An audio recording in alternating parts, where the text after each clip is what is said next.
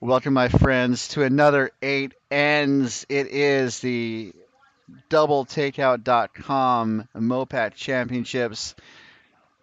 This is the women's club playdowns, as also alongside the men's club playdowns. This is a contest between Team Asis of Silicon Valley taking on Team Thangadurai of San Francisco Bay Area Curling. We have just wrapped up the last stone draw, or the draw shot challenge. It looks like Thangadurai was closest to the button and has the hammer advantage of going last. As we see Team Aces get set in the hack to start things off. This is your host Ryan. We'll be here all game long, hopefully providing some insight and information, some fun facts about the team, and keeping you up to date on the games on the other four sheets here at the San Francisco Bay Area Curling Club in Oakland, California, where it's been a beautiful day. Just a little chill in the shade, but just a little bit of warmth in the sun. Just a perfect winter day, and I'm glad you guys are here to join us for this broadcast. Keep an eye on the chat as well, so if you have any comments or questions, be sure to let us know. As we see, getting in the hatch right now to start things off is lead Jacqueline Pitlars going for the outturn counterclockwise draw, looking for a guard, I believe.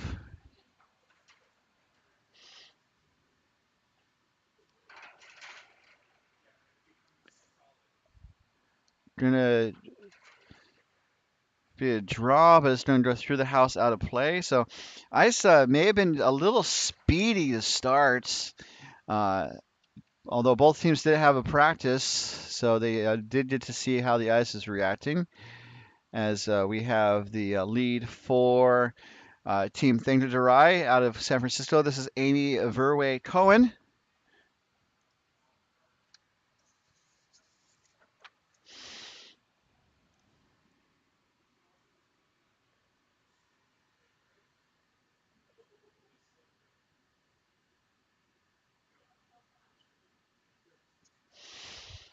And that's going to be in the rings as well. So play is being drawn into the rings early, which increases the chances of a blank, and will draw the action into the rings.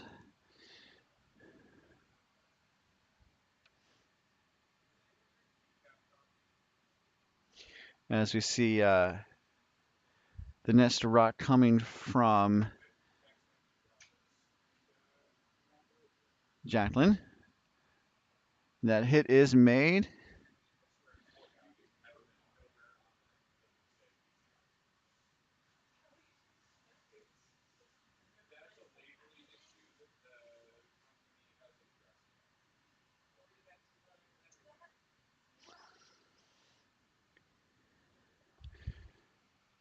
So next strike coming from Amy. Gonna trade hits here with another outturn hit. The shooter will also roll away, so it is an open house, or just kind of reset the end here.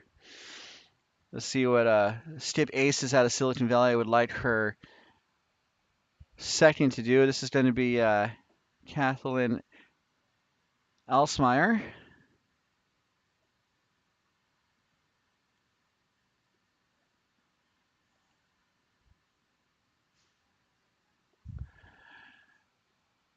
Looking for a draw.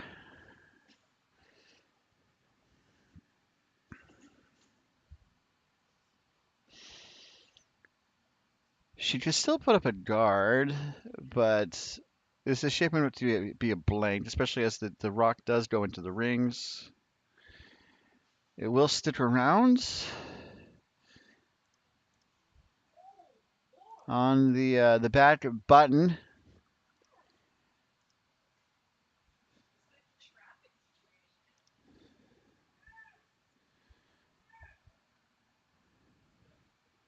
So the second for Team Thangadurai is going to be Megan Armstrong. I just want to make sure I get people's names right. Looks like the hit is going to be made. The intern clockwise rotation.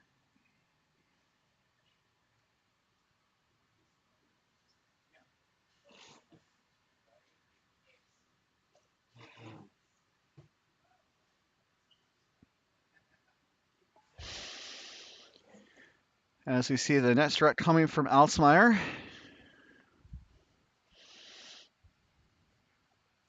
Another hit. Trading the hits back and forth. We have 7 teams in the women's field. And it's going to hit and it's going to roll slightly towards the center. Mission accomplished.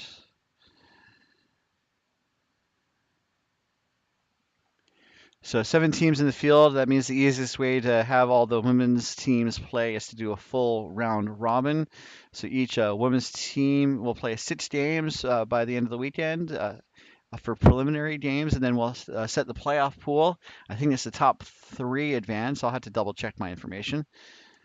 As we see another hit being dialed up for second Megan Armstrong. This needs to scoot over just a smidge. It looks like it's there. And indeed it is. The shooter does roll away. So another open house for the third for Team Asis, which is going to be Melissa Wheeler. She throws third, but Pit Lars is going to be the vice for Asis. Let me show you what I'm seeing.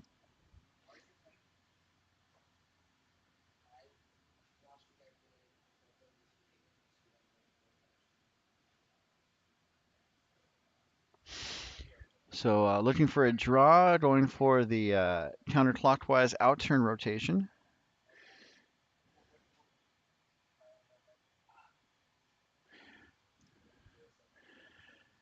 And then, I mentioned before, we have 7 women's teams in the field. We have 12 men's teams, which means we have, I believe, I would say 3 men's pools. But that guard was successful from Wheeler.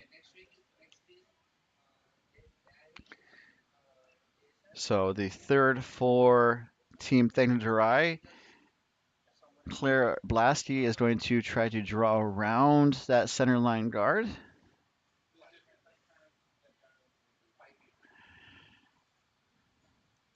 Sweepers jump on it.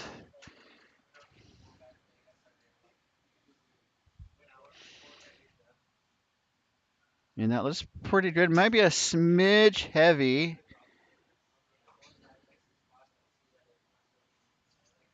And it does go out of play, unfortunately.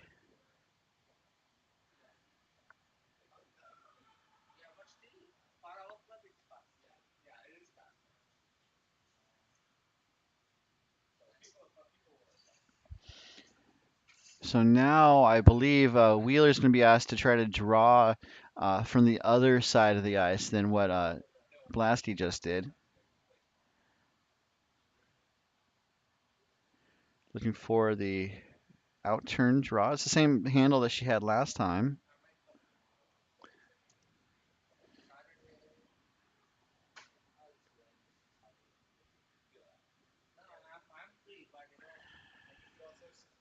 That looks pretty good. Again, just a little heavy. Some of these draws into the greens have been a smidge on the upside, but this one will stick around. Will be shot rocked, especially because it's the only it's the only rock in the rings right now, as you can see. Looks like Thangadurai is asking Blasky to try to draw right on top of that stone that Wheeler just threw.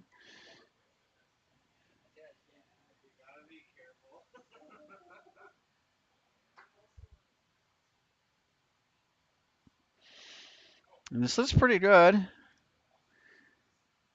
Maybe it curls, over curls just a slight bit, but not too bad. I don't think it's going to be tricky for Aces to do much on the other side of the ice, although they're looking at it.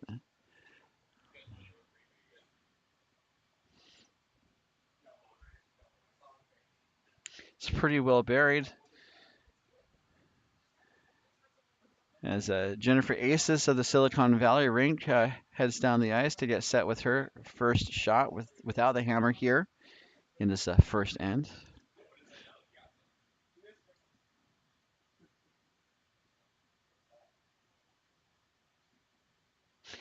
So not only is Jennifer Asis a member of MoPac, the Mountain Pacific Curling Association, she's also the president,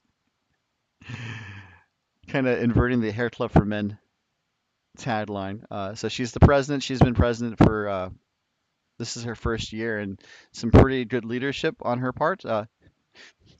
Although I'm not a neutral observer, I'm on the MoPac board as well. But it's always great to see uh, this region have a lot of teams enter competitions such as this to have a chance to go to nationals, which is what's on the line for both of these club playdowns, a chance to advance to the club playdowns later this spring. And that was a pretty solid draw there from Asis, drawing right on top of that last Blasky rock. And so Subs Thangadurai is going to, I think, just draw on top of the rocks that have been thrown already, just kind of building up a conga line, as it were, without the music. I'm not going to try to sing yet. It's early in the weekend. I'm not going to try to bust out my musical accompaniment until a little later. And I do have to say that they do have beverages on the premises, but I'm not indulging. So just this is the first rock coming from Subastika Thangadurai, also known as Subs, looking to draw on top of that Aces stone, looking to be shot after it's all said and done, I would think. And it looks pretty good. Right on top, right on the back of the button. It's a pretty good shot there from Subs.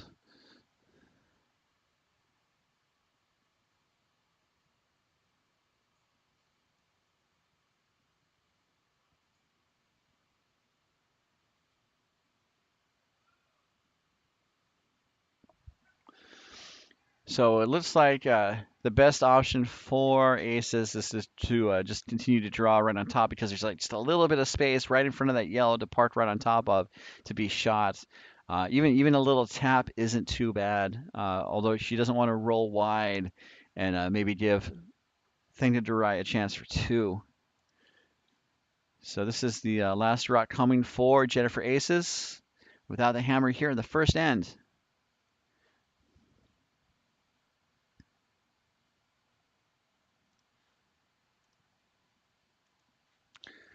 Looking to draw, I think also just to be a little inside is also a good outcome if possible. This is a little heavy. It's going to hit and it's going to roll a little wide. So that's kind of what I was afraid of possibly happening. So now you can see where Subs has the broom, looking to hit the inside of that blue and then sit two. I mean, I guess the potential downside, there's a decent number of potential downsides. Um, if she hits the stone, if she hits the blue at the wrong angle, like maybe too high from this view or a little on the outside, it could run the blue onto the yellow and give up a point. So, excuse me.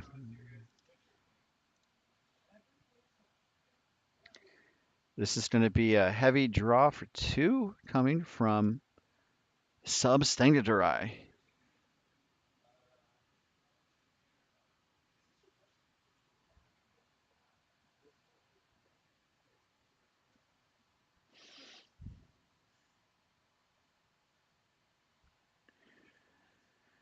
Looks pretty good. Needs to make sure it crosses the face of that blue without over curling too much. They're trying to push it over. Is it going to get over? This could be kind of the scenario is picturing. Ooh, yeah. So it hits on the outside of that blue, pushes the blue back to the pin, the center of the house. It is going to be a steal of one for Team Aces. So Team Aces will take a 1-0 lead after the first ends. We're going to take a quick pause in the action. They'll be right back to the 2025 DoubleTakeout.com MoPac Championships coming to you live from the San Francisco Bay Area Curling Club. And this event is being brought to you by DoubleTakeout.com. Users can check out the latest rankings of the top men's and women's teams from around the world at DoubleTakeout.com. And by Curling.gg. Next time you're confused on ice, take a photo, recreate it on Curling.gg, and try multiple outcomes. And by Endgame Curling. Unlock the potential with the curling broom that's right for you at endgamecurling.com.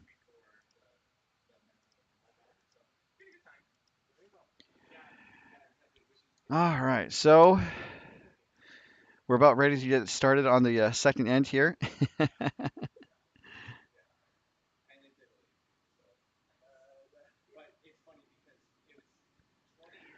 As we see Jacqueline's first shots here.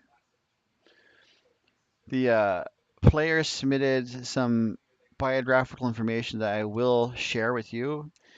Just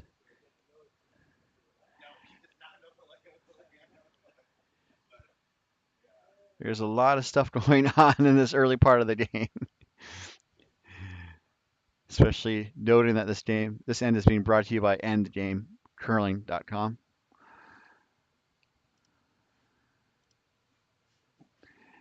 First draw coming from Amy.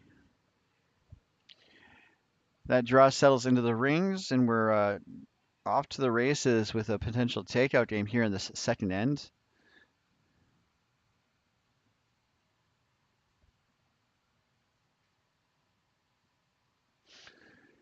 Mission accomplished. The shooter sticks around in the top 8 foot.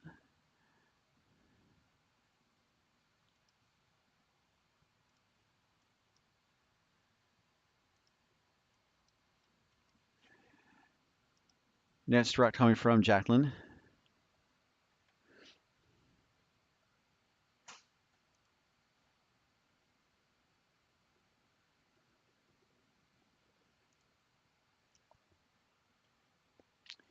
The hit's made, and the shooter rolls away.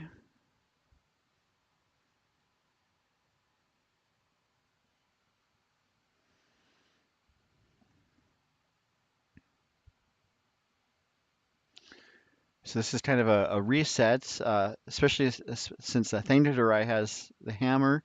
Maybe looking to put up a corner guard to generate some offense with the second rock of the for her team.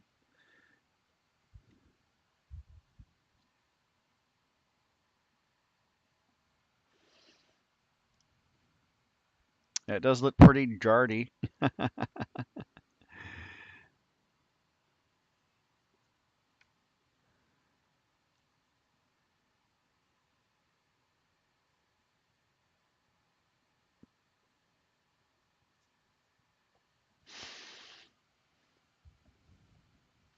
So it looks like Jennifer would like Alsmeyer to draw around that corner draw that was just put up.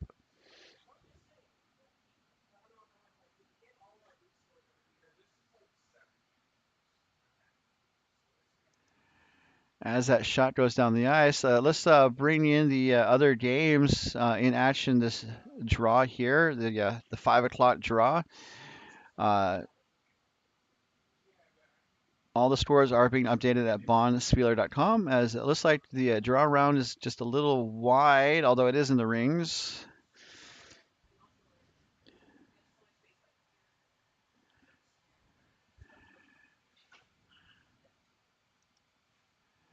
So on sheet A, it's we have a mix of men's games and women's games on the ice. All sheets are in play for almost every draw. Sheet A is a contest between Team McBride of OC Curling taking on Team Raju of San Francisco Bay Area. No score yet, as it looks like we're going to see a takeout hit from Megan, and that shot is made. Shooter rolls toward the right side of the sheet. And so Alsmeyer is being asked to return the favor and hit and likely roll back towards cover. Sheet B is the women's game between Team Asis of Silicon Valley and Team Thangadurai of San Francisco. You're watching it right now. Asis stole the first end. Sheet C, another women's game between Team Camarena and Team Walsh of San Francisco Bay Area Curling. Both teams are.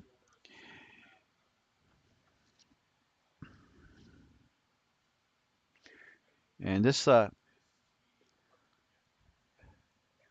not quite a fully executed hit and roll, um, but the hit was made. So on sheet C, Team Walsh scored two with a hammer in the first end to take the 2-0 lead after over Camarena. Sheet D, the other women's game on the ice.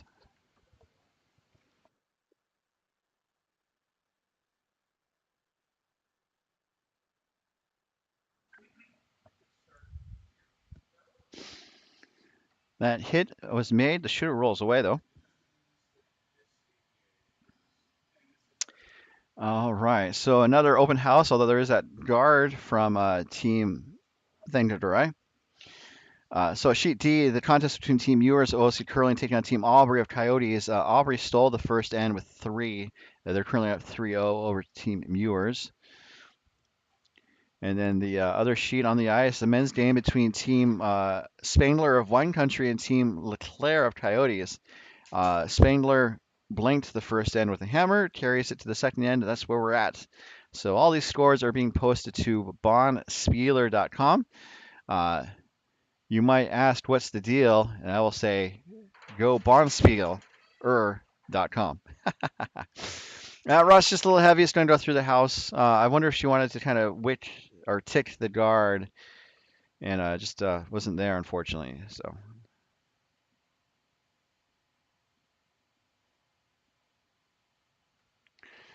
So we have Claire Blasty pushing out of the hat. She's a lefty.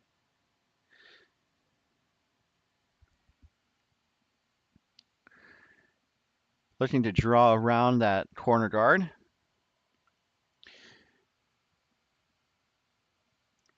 And so it's also kind of fascinating to say because we talked about outturn, inturn, but it's all based on how a right-hander throws the rock. So it's the not super helpful for a lefty, and that's why we kind of shift to clockwise, counterclockwise, as opposed to outturn, inturn. So that was a counterclockwise rotation. Ends up getting around that corner guard, and that was a good draw around to sit shot in the back 8-foot area, under cover.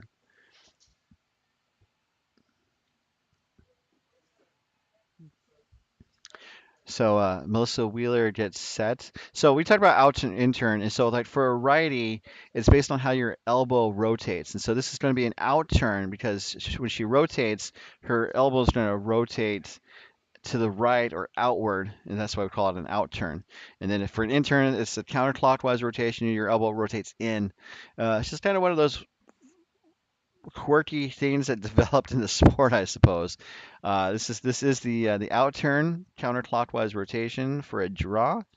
On top of that Blasty stone, and it does tap it back. And that was a well executed shot.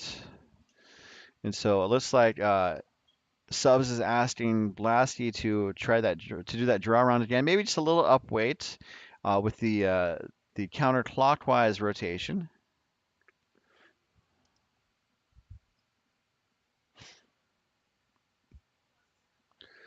Needs to curl up just a little bit more than it is because it's going to hit the outside of this blue and kind of roll wide. So this could be an opening for Asis to steal the end a bit, kind of hit and roll maybe back towards the center just based on where the broom is positioned. But just getting rid of that yellow and making sure it doesn't jam on the blue is going to be the main objective here.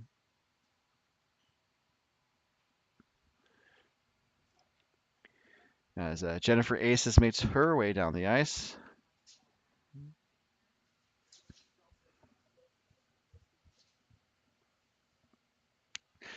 And I hope you guys can hear me. The first time I broadcast here, I had the mic wasn't working for the first 3 games or so, or went like a day and a half. No one heard me, but like no one really noticed. So don't know how I feel about that. As we're looking for a hit coming from Jennifer Asis.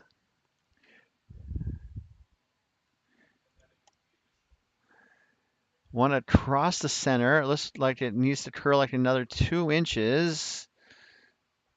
Okay, that's not bad. Hits on the kind of the wrong side of the rock, but it doesn't jam. And so it did set up a possible double, but it looks like uh, Subs doesn't want to take that on, looking to just hit and roll under the cover and also be in front of the blue rock. That looks like a really good call from Thangadurai.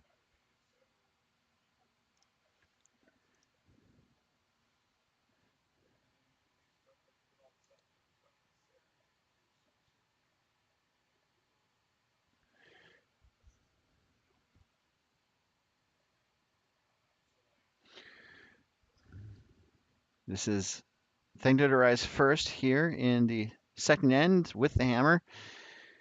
Just cleaning right now, the sweepers are. I think looking to now, Claire digs in, looking to make the hit. Going to hit, it's going to roll wide right. It's going to roll just a little too far. So just a slight miss there from Subs. It does take out the stone, but now uh, Aces has a couple options. She could try to draw right on top of that yellow and split the reins and force Thangadurai to a single, and that does appear to be what's happening. Um,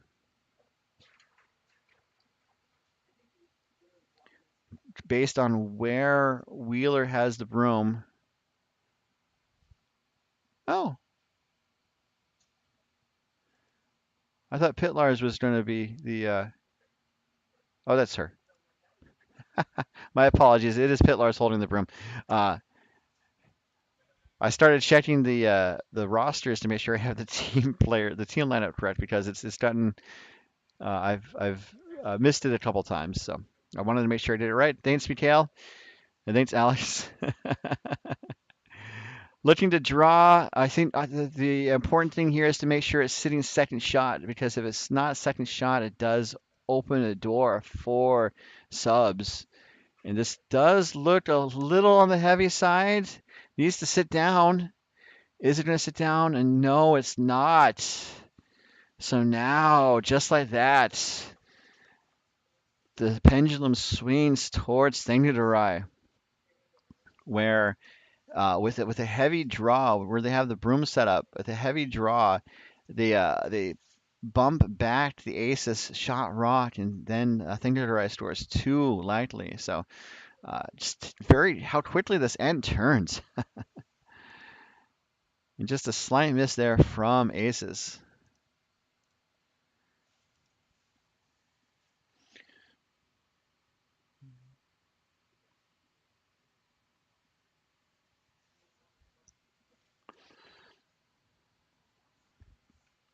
This is the last rock coming from Subs Thangadurai here with the hammer in the second end. Heavy draw, tap back to blue for 2.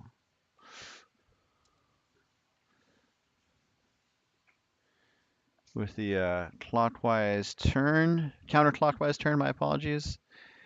Now sweeping to push it over. Looks pretty close, needs to make contact, it will. Now it needs to stick around, and it will. And that's how you score 2.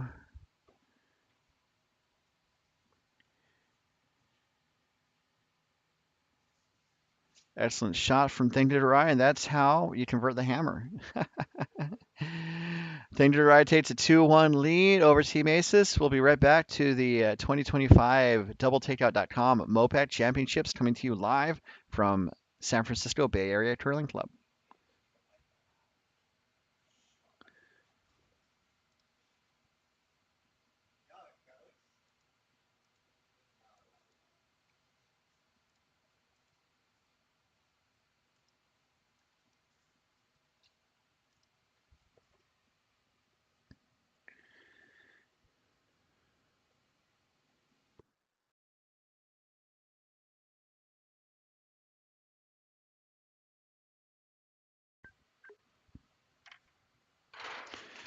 This broadcast is being brought to you by curling.gg.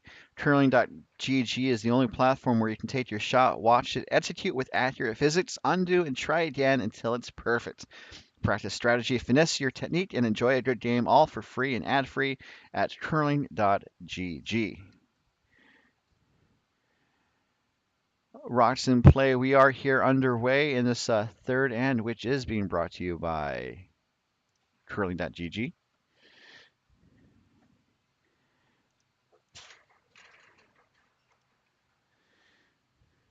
Going for the counterclockwise guard. Also, as a reminder, we are playing the no tick rule, which is we've had it for a couple of years now. It's still relatively new, where it's an enhancement of the 5 rock rule, the free guard zone rule, where under the older free guard zone rule, any rock in front of the house cannot be dislodged out of play by the other team until after the 5th rock of the end. The no tit rule is an enhancement of that rule. As you see, Jacqueline's first stone, looking to put up a corner guard, I believe, with the counterclockwise draw. This is going to settle in the rings, top of the house, and so it looks like Subs is going to take it on. Ooh. So under the no tit rule, an opposing team cannot move or dislodge that center line guard off the center line until after the 5th rock to the end. If they do touch the stone, it's a foul, and then the non-offending team has a choice to either leave the rocks as they played out or to remove the offending stone and replace the dislodged rock. So still relatively new, but most of the teams at this level of competition are used to it.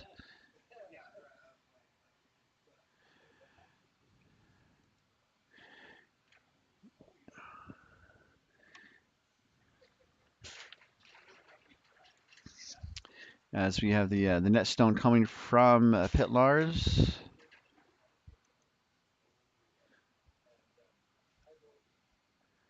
This is going to be a hit and roll back towards the center, and that looks pretty good.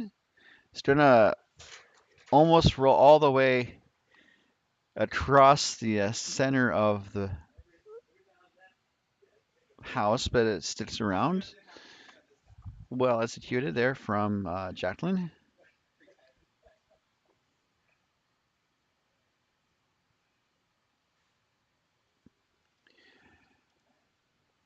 As we have Maiden Armstrong deliver her first of the end.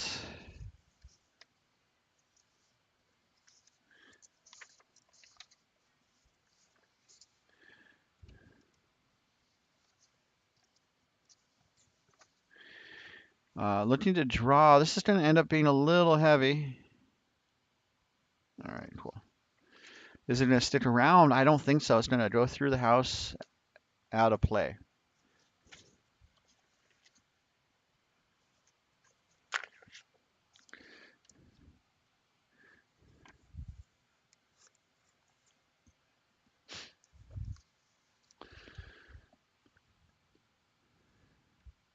So now this does give Asis a bit of an opportunity here. The pendulum swings slightly towards Asis.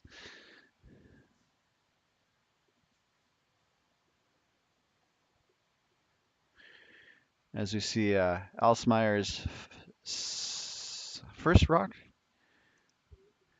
looking to be a little heavy. She can tick the guard after the 5th rock to the end, so it does tick it. And then the shooter's going to roll into the rings, kind of parallel to the shot stone. So kind of splitting the rings a little bit. There's a slight angle, so it looks like Subs is going to take it on.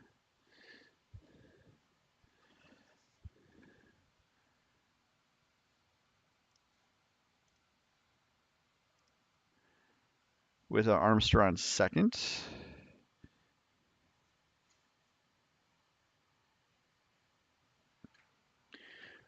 Looking for some heat from Megan. Trying to make some contact. Let's see where the shooter rolls up. Oh, beautiful. I guess them both. Although the second blue is just nudged a little bit to the outer edge of the 8-foot ring. So still a good shot there from Maiden Armstrong.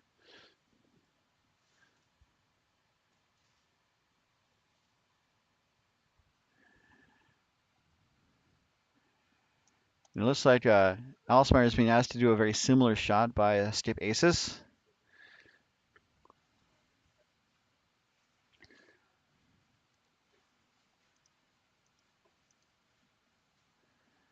Calling for some more sweep to hold the line. Is it on the guard? Oh, it just crashes on the guard a little bit, but it stays on to make contact with the yellow. The shooter's going to roll away.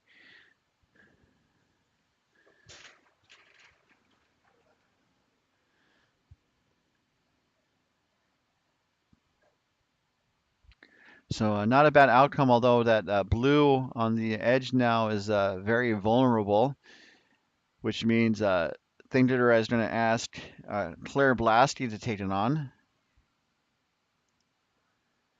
Hits made. It's going to roll a little wide towards the upper edge of the sheet from this view.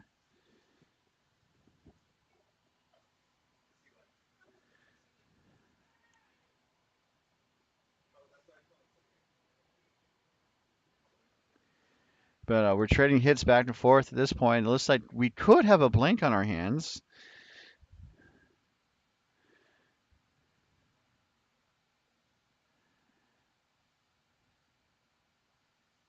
So all of these teams are playing to win the MoPac championship and secure a berth to the U.S. National Championships, the Club Nationals, which is going to be set for later this spring.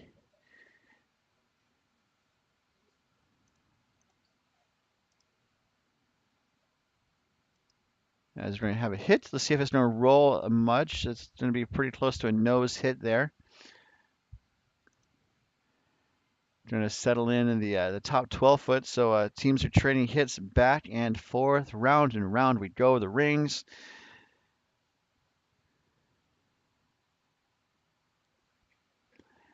As we see Blasky deliver her second rock with a bit of a positive release there, just a little arm extension. Not an, I don't think it was an arm pop as some people might do. Going to hit and we're going to see some roll this time, but it's going to roll a little too far open out the other end, and Jennifer's going to sweep it out the back. But just like a cousin after Thanksgiving, it's going to hang out the back for just a little bit longer.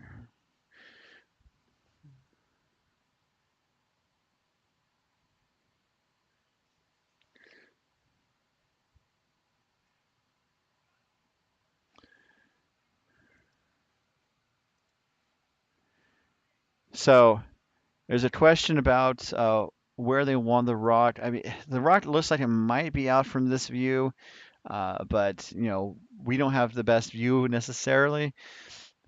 So it looks like they're opting to draw.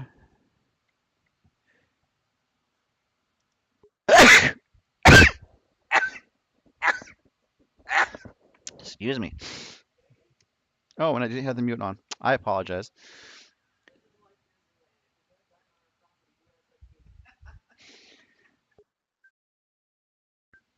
All right. So apologies for not having the mic muted. Looking to draw around that tight centerish guard. It looks like it's there. Let's see where it ends up. Gonna end up biting the 8-foot ring.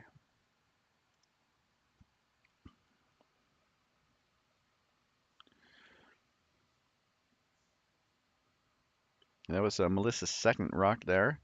A nice in-turn draw. And now it looks like they're looking to run the yellow back onto the blue, which makes sense. At the very least, it would open things up too, so that they can get to that blue stone with their last if needed.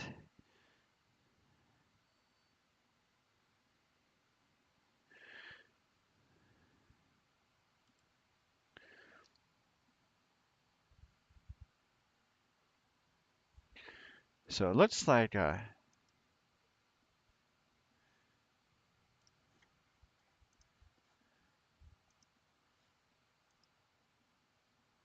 Armstrong is vicing for Thangadurai.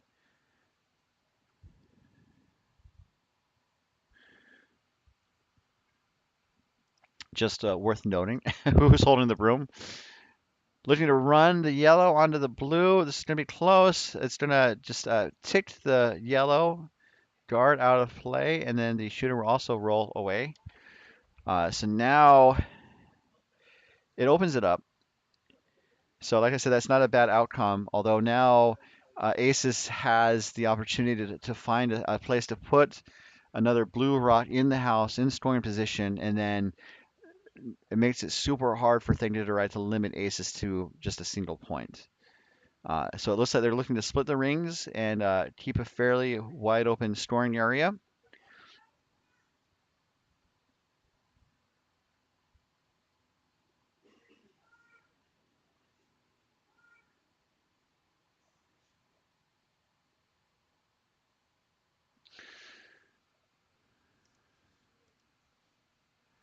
As we see Jennifer Asis throw her first rock here in the third end with the hammer, looking to draw, put up a rock in the ring, sit two, with another outturn draw.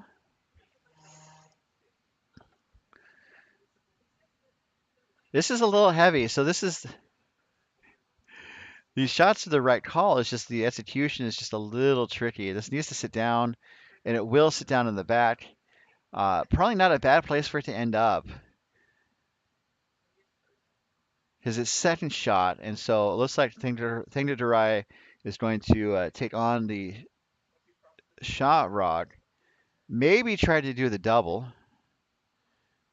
but at the very least get rid of one, concede the double, which is again not the worst outcome.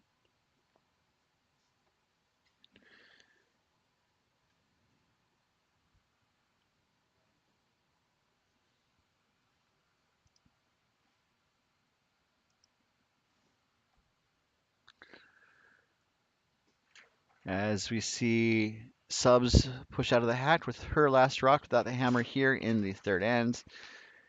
Weightless pretty good. Looking for a takeout. I think looking to stick around too.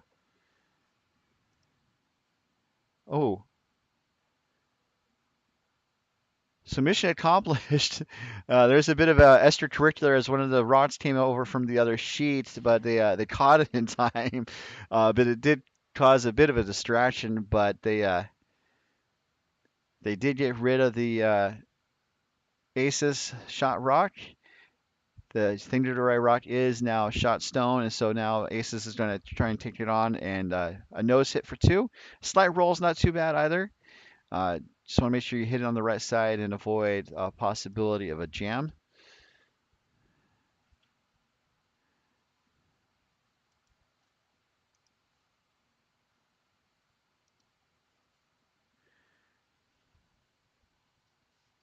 So that was a good shot there from Thangadurai.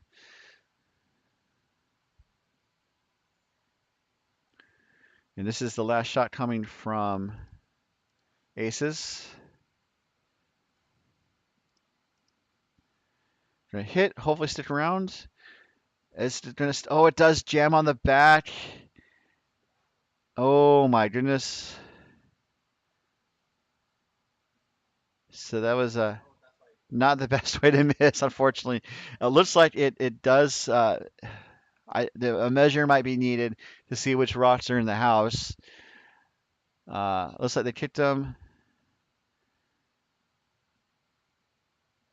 Aces are trading high fives, so I would guess it was for aces, but we'll wait till they post the score.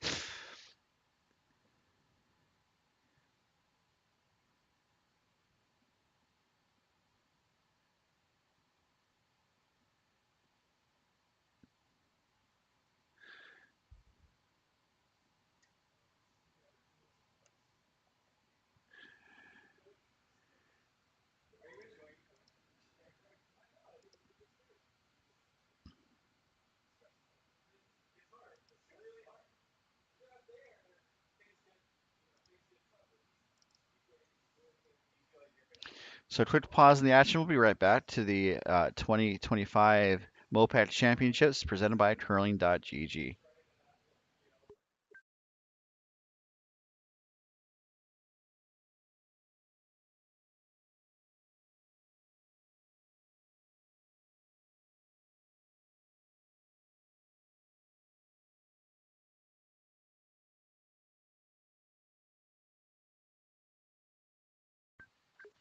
And just like that, we're back.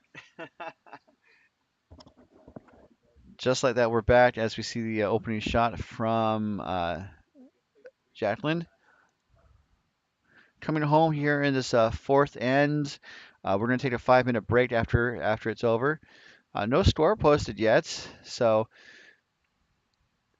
but considering the fact that Asis threw first, I would have to assume that they scored a single point. As Pitlar's rock draws into the rings. Next rock coming very quickly from Amy Verway Cohen. Amy's been curling for 6 years. Previous experience includes the 2024 U.S. Women's Club National Championship lead, although they fell just a little short of the playoffs. Not quite sure if it was aiming to be a corner guard, but it's going to be a draw through the rings out of play.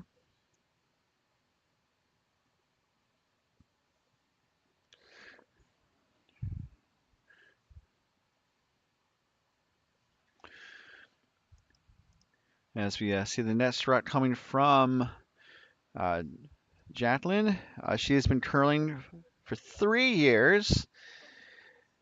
Previous experience includes the MoPac Women's Club National Playdowns 2 years ago as lead.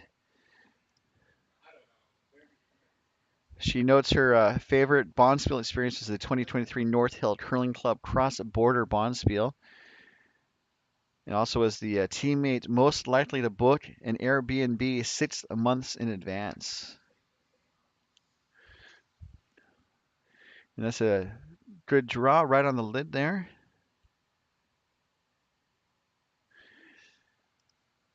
So the leads are playing fairly quickly. You can see that there's a clock in the background. Teams have 30 minutes of what's called thinking time and looking for hits. So the clock stops whenever the team starts their throw, and it starts when the rock stops. So as soon as this rock stops, the clock is going to start for Asis, and then Asis has until she throws her rock, starts her delivery. That's when the clock will stop.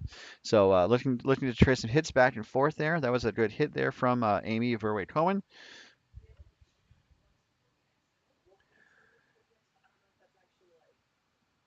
And this is Kathleen's first rock going for the counterclockwise takeout.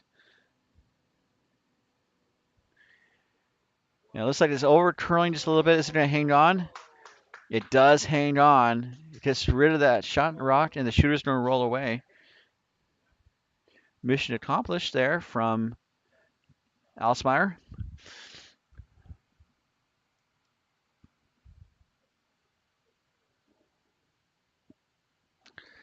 So teams have 30 minutes to play 8 ends of curling.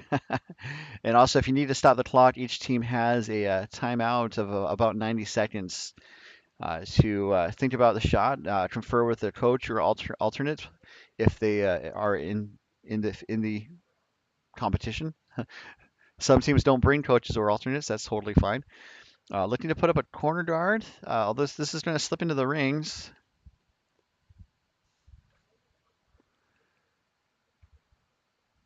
Just barely.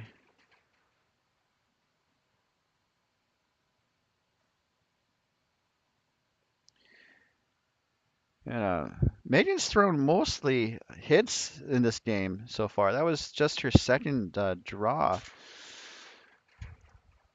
As we see Kathleen get set. Kathleen's been curling for 3 years. Going for the hit again.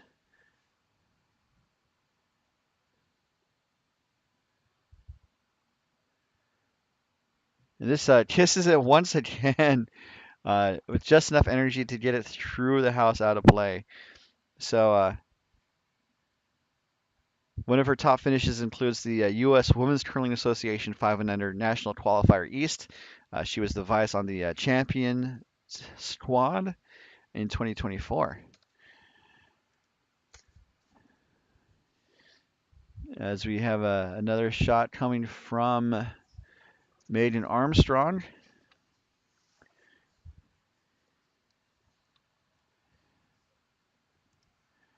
And Maiden has been curling for 36 years. That's quite impressive. We do have a number of curlers with deep, deep experience, and definitely appears that Maiden is one of them as she puts up a tight guard. Uh, some of her experience includes the 2024 U.S. Women's Club National Championships, playing second, and then was also the on the champion rink at the MoPac Women's Club Playdowns, playing second last year.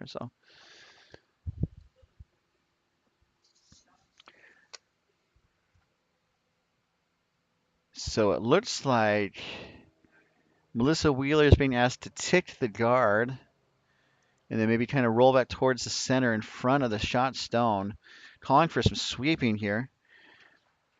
Melissa's been curling for 9 years. The tick is made. And the shooter is going to roll wide left. Looks like it's in the rings.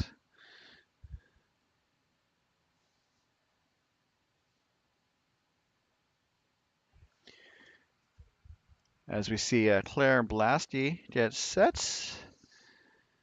She's been curling for 13 years, playing third at this event.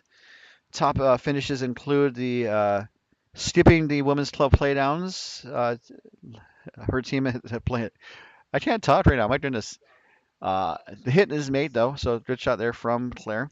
So she was skip of the fourth place team at last year's women's club playdowns, and then was able to advance to the women's club national championships and finished with bronze, playing second. So trading some hits back and forth.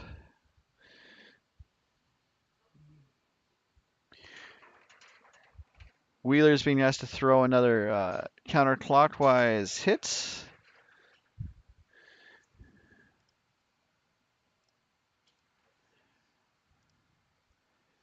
Looks like it's going to kiss it, and then the shooter's going to roll toward the wing. Is it going to stick around? It might, and it does.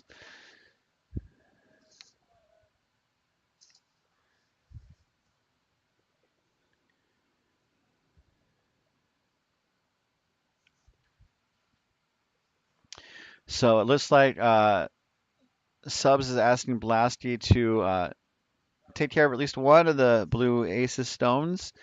Uh, keeping an open house. Needs to scooch over just a smidge, and it will. And then the shooter is just going to get the truss. It will. Oh, a truss is just in front of that blue. Wow, that was super, super close there from Claire. Almost a nice in-off double takeout. Or out turn counterclockwise. But still got rid of one of the counters. Super close to making that double.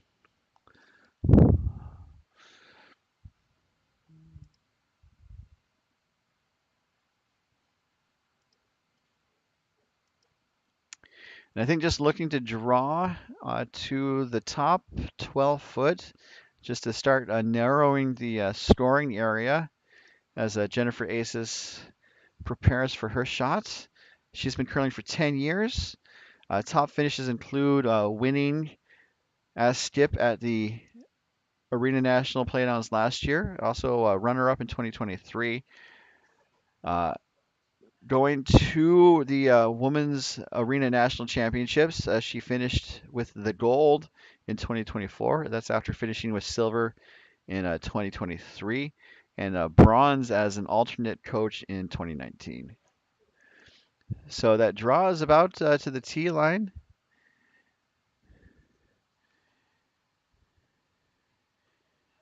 Looks pretty well done, making it very difficult for subs to get both of those rocks. Although there's a slight angle, so it looks like they might try to take it on.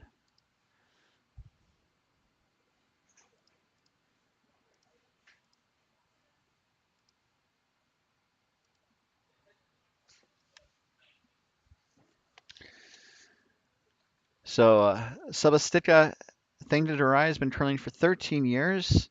Top finishes include playing as a fifth in the 2024 Women's Club National Championships last year. Also finishing fourth place as vice at the MoPac Women's Club Playdowns last year. And that hit is made. And so it looks like, that was a good shot from subs, and Aces will probably return the favor and force Thangadurai to a single here in this fourth end. And updating the scoreboard, it was just a single point for Asis in the last end.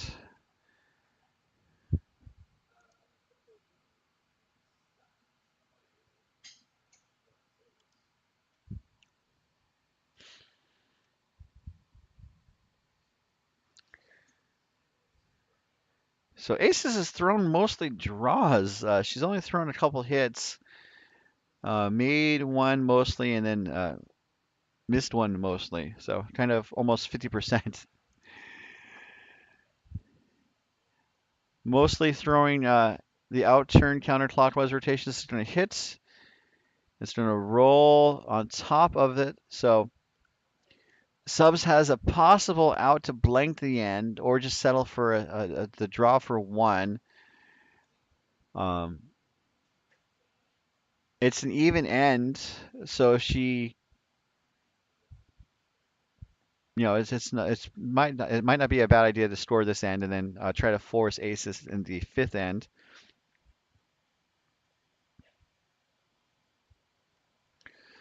But looking to take the double on. The potential misses here are, missing both of them, which is rare. Only getting rid of one or having the shooter roll through the house out of play. Um, it's percentage-wise, it's I don't know about this necessarily,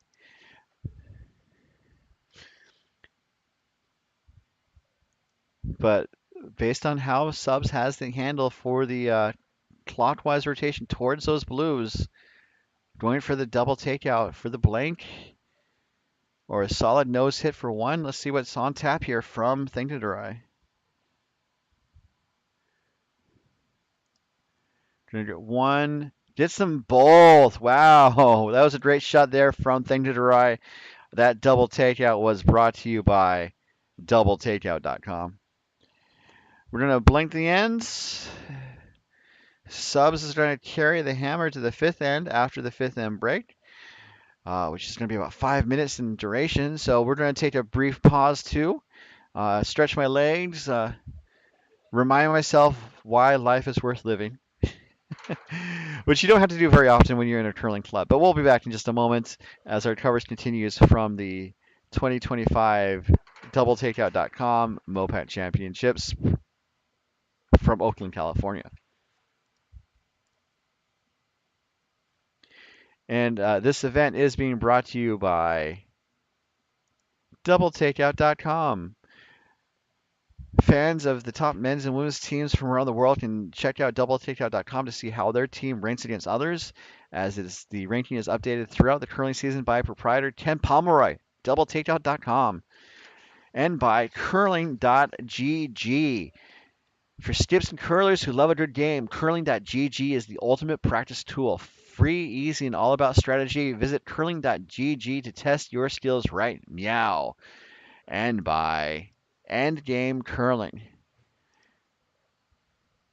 Endgame Curling, manufacturers of curling brooms featuring eco-friendly fabric replacement, innovative locking sliding position, adjustable pivot resistance, and a large radius sliding bar, in addition to a quick disconnect broom head. More information at endgamecurling.com. We'll be back in just a moment to the 2025 MoPac Championships presented by curling.gg.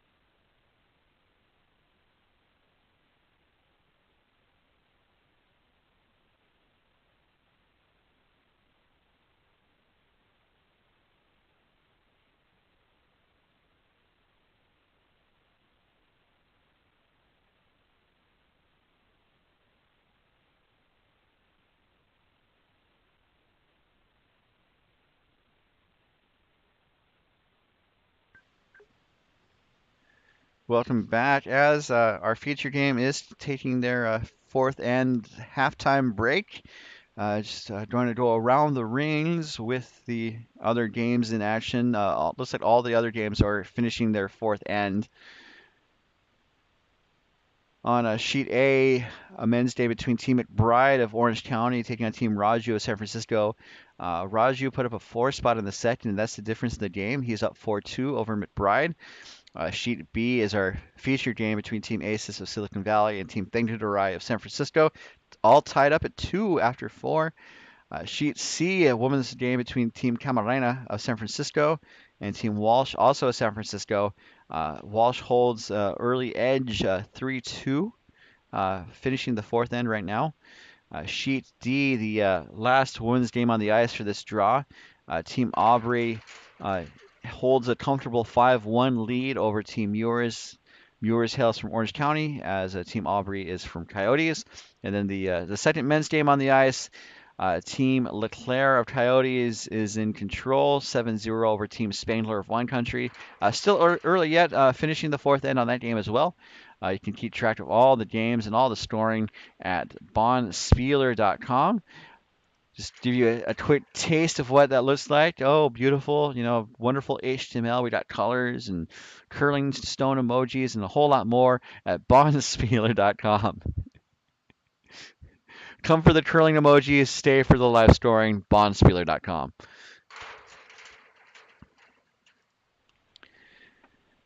So it looks like they're about to get ready here on a sheet B. So we're going to jump back into the action in just a moment. Do stick around later tonight. We have a nightcap to conclude our triple header of curling action, as we have a contest between Team Tate and Team Aronson. It's a Coyotes clash coming up at about 9 Pacific here on the MoPac YouTube channel. So I'll be here for that. Hope you guys will be as well. And shifting back to our feature game, we have Rocks in play. We're underway here in the fifth end after Team Thangadurai of San Francisco blanked that first end. And it looks like Jacqueline put up a high center-ish guard. And looks like Thangadurai also put up a center guard. This one is on the center line, so the no-tick rule is in effect for that stone.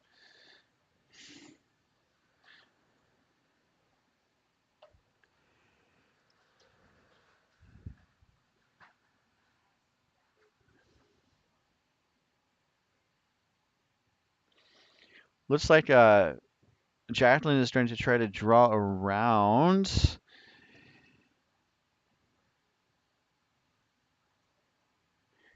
And it does get past that guard. That's a beautiful draw right there. It needs to sit down.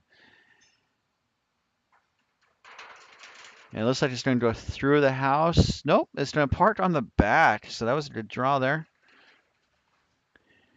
So, by the way, Jacqueline's thrown mostly draws and mostly outturns, the counterclockwise rotation, as we see Amy Verway Cohen try to draw around on the other side.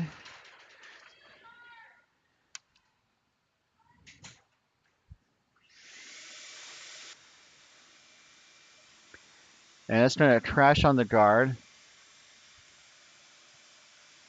And seems like we have a jet plane landing.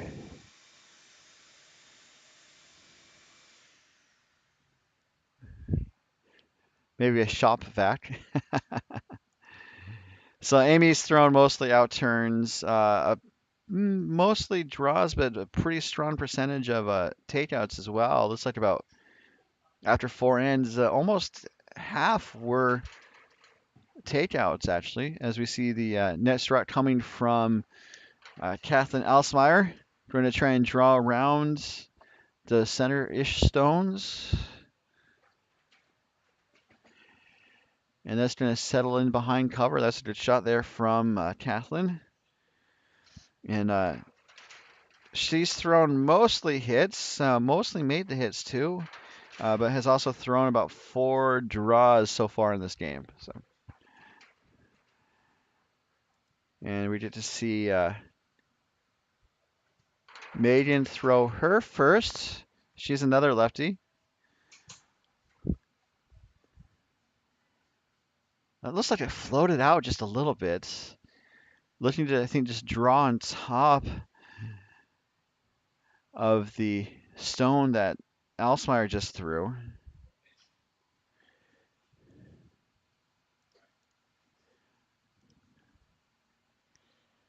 And this looks like it's going to go just a little deep. Ends up in a pretty good place, but it definitely does give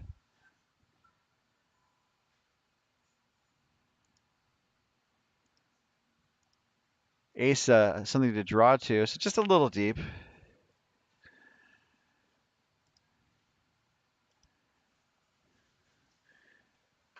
It looks like Kathleen's going to draw again.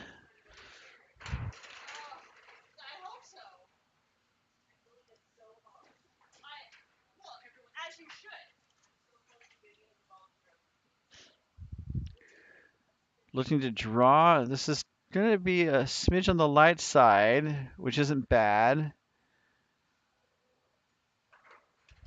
It does provide some additional coverage for that shot stone, although given how the rocks are curling, I think it's accessible. So I think Thangadurai is going to, I think, do a heavy draw. Let's see here.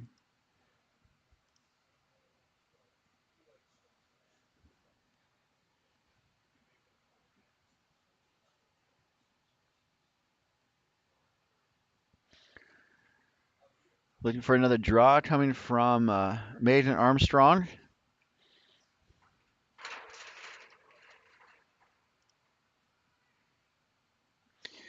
It's curling a bunch though. Let's see if it's going to get where it needs to. And the sweepers are they were kind of off it for now, and now looks like Blassie is going to try and coax it over a little bit. Ends up crashing on that guard up front. So it looks like now Asis is just going to close the door. Um, some teams might be a little more aggressive, but I don't, Asis doesn't need to play that necessarily. I say more aggressive by putting another stone in the house, because if ever the blue were to go away, it could change the dynamic of the end. Although it looks like Ace is sitting first and third rocks in the house, and Thangadurai has the second stone.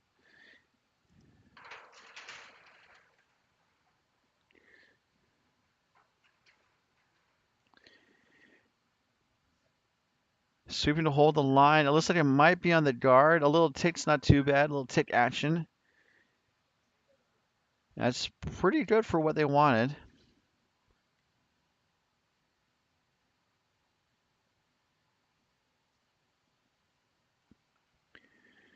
So it looks like Wheeler's thrown more draws than hits or takeouts. Been pretty successful on her draws.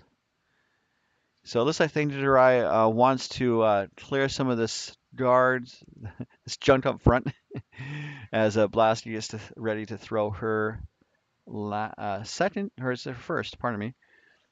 Seeing some heat coming down. Going to get one of the guards, crashes on the other guard, and just move some of the rocks around a little bit. That shot stone's pretty well covered.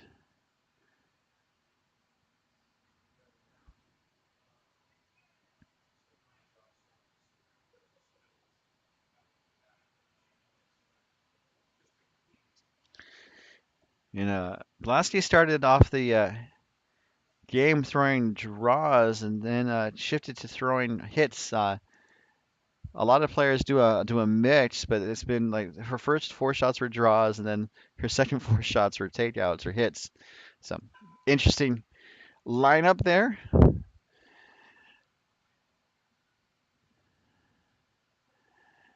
It looks like Aces just wants to kind of block the door to getting any of those Thangadurai yellows into the house, and that guard is a mission accomplished.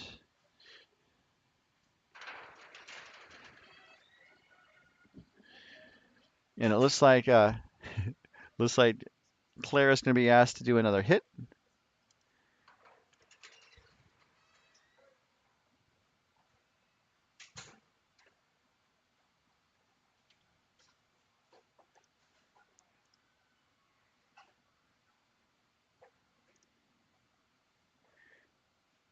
Not too bad. Just one of the yellows out of play, which actually is a thing to derive. So actually, it's kind of increasing the percentage of Asis rots in front of the house. And as we mentioned last time, um,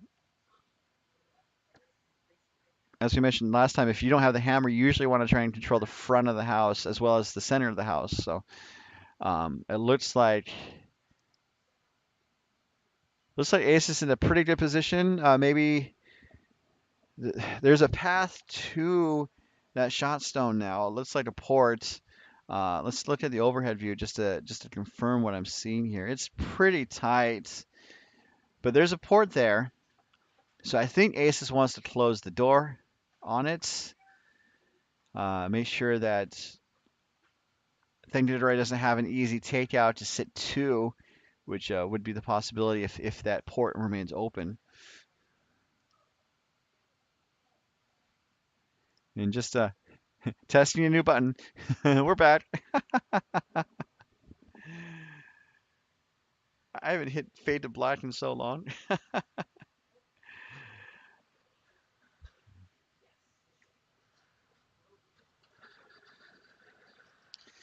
This is Jennifer Aces' first, looking for a guard, I believe, or even a little heavy.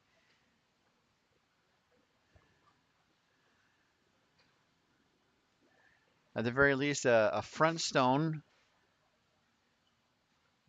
Sweeping to hold the line, I believe, and also to try to get a little further in the rings. Don't want to set up a double either. Okay, like a freeze also could work. It's not a freeze. It does put it right in front of the shot blue. It's third shots. So Subs was looking at maybe taking it on, but is opting to draw.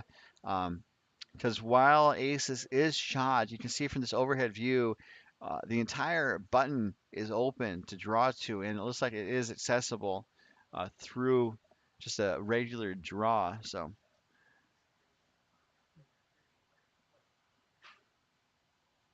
it does seem to be what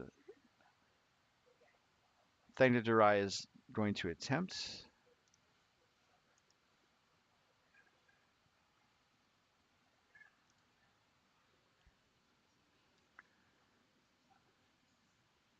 So this is Subs' first rock here without the with the hammer, pardon me.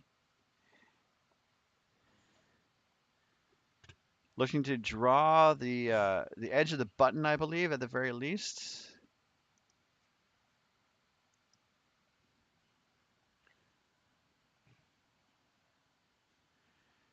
Looks like it's hanging out though. Where is it going to end up? It's going to hang out in the back 8 foot, mostly in the 12-foot ring. Good for fourth shot. And so it looks like Aces wants to close the door on that left side, pardon me, the bottom side from this view. So just also to recap, Subs' shot selection, she also was kind of like Blasty, where for the first half of the game, the first two ends, it was draws, and then the second half it was hits, and was again fairly successful with the hits. And then she just did a draw, which is just a little wide. So we are going to see what Jennifer Aces can do to close the door here on this left side. Going for the in-turn clockwise draw, like a front stone would be fine too. And we're going to time it just to see if how much faster the ice might be after the mop. We were seeing 14, like almost 15 seconds for a draw to the button, especially with some sweeping. And that was early in the game.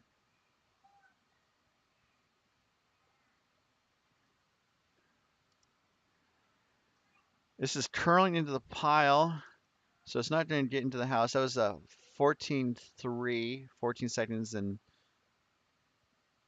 300ths, so 14.3. That does make the draw to the button a lot harder. So I would think that was the mission accomplished. And then for Asis, she's thrown mostly draws. She only threw like 3 hits this game thus far through 5 ends, which would be 10 total shots, so 30% hits. And she mostly made two and really didn't make one. Also, pretty good mix, almost half and half out turn versus in turn in terms of the rotation, clockwise versus counterclockwise. So this is the last rock coming for subs. Facing two.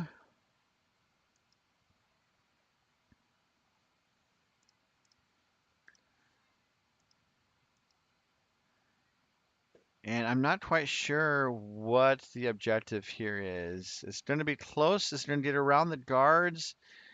And no, it just waits on the guard. Not facing just one. My apologies.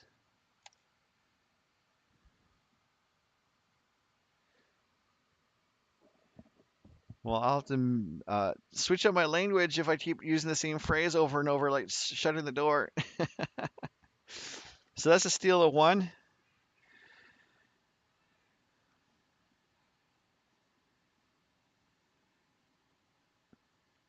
So Aces will take a 3-2 lead into the sixth end. We're going to take another pause in the action. We'll be right back as we continue with our coverage of the 2025 DoubleTakeout.com MoPac Championships, coming to you live from the San Francisco Bay Area Curling Club.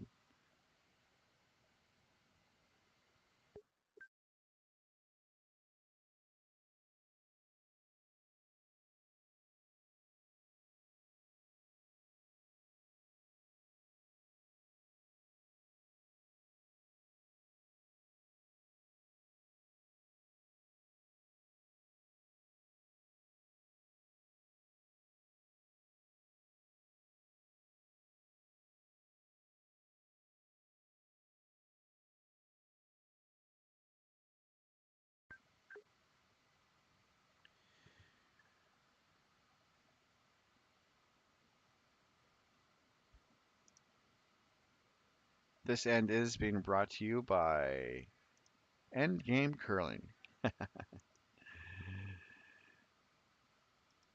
Seeing the first rock of this end coming from Jacqueline Pitlars.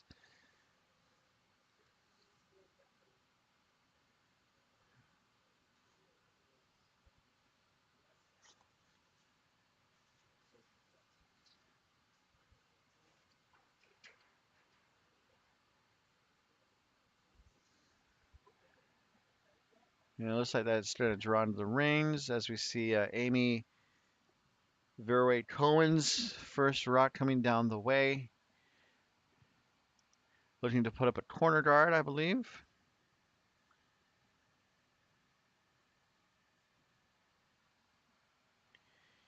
And that looks pretty cornery.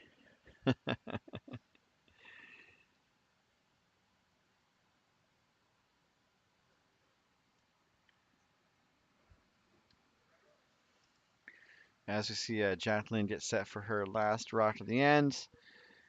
Some other fun facts about her is that she was the C event winner at the Oaktown 5 and Under here at San Francisco Bay Area Curling in 2023. Also made the A event quarterfinals in both 23 and 24 at the Silicon Valley Bonspiel down south near San Jose. I think it's Fremont. That is a centerline guard. We need like a horn or something to go off when there's a centerline guard. That was a good shot there from Jacqueline. So it looks like Subs is asking Amy to draw around that corner guard that was just put up. She notes that Claire was her U18 skip and reconnected when she appeared at San Francisco Bay Area last year. She's traveled to 39 of the 50 states in the U.S. After originally being from Ohio and moved to the Bay Area 2 years ago to escape the snow. Her favorite fourth end break snack is dried mango. So, and that looks pretty good to get around. They're trying to coax it under that guard as much as they can. It looks pretty good. Looks to be about 60% buried, if not more. That was a good shot there from Amy.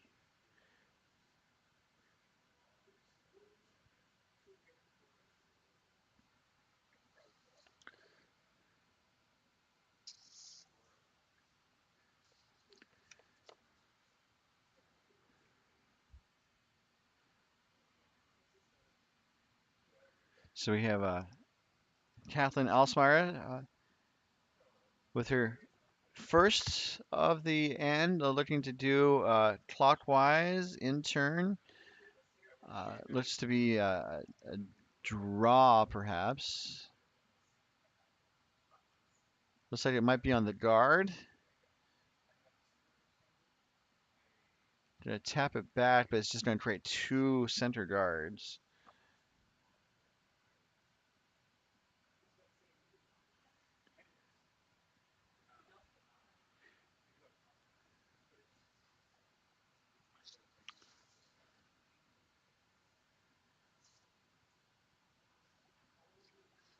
So Megan started curling at the Glencoe Curling Club in Calgary, Alberta, and competed in provincial juniors and the Alberta Southern Playoffs in the 1990s and 2000s.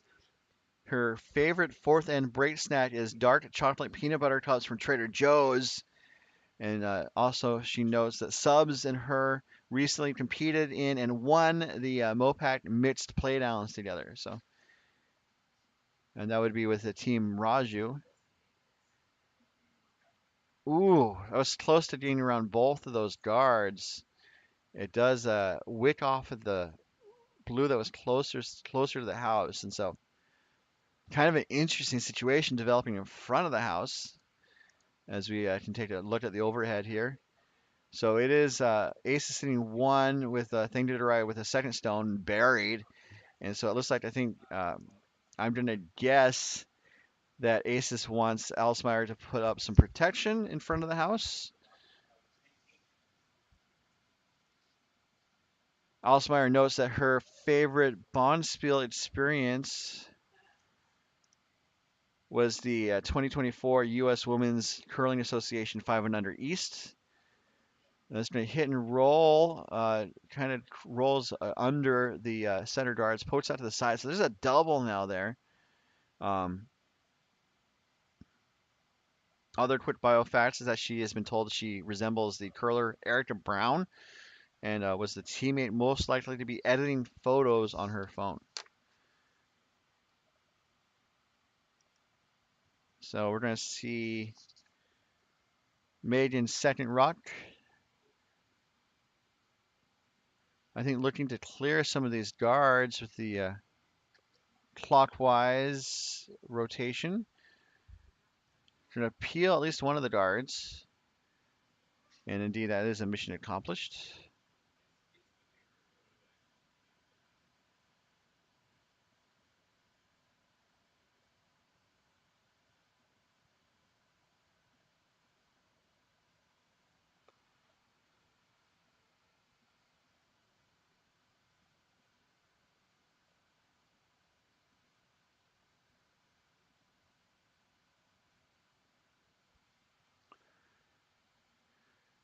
And now it looks like Asis would like Wheeler to just draw into the top of the house, maybe into the pile.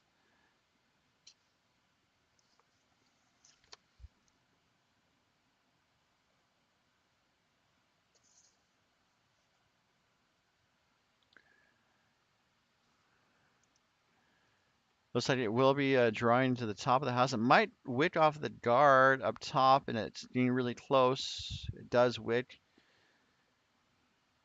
Rolls a little too wide, so now that shot stone is accessible by Thangadurai.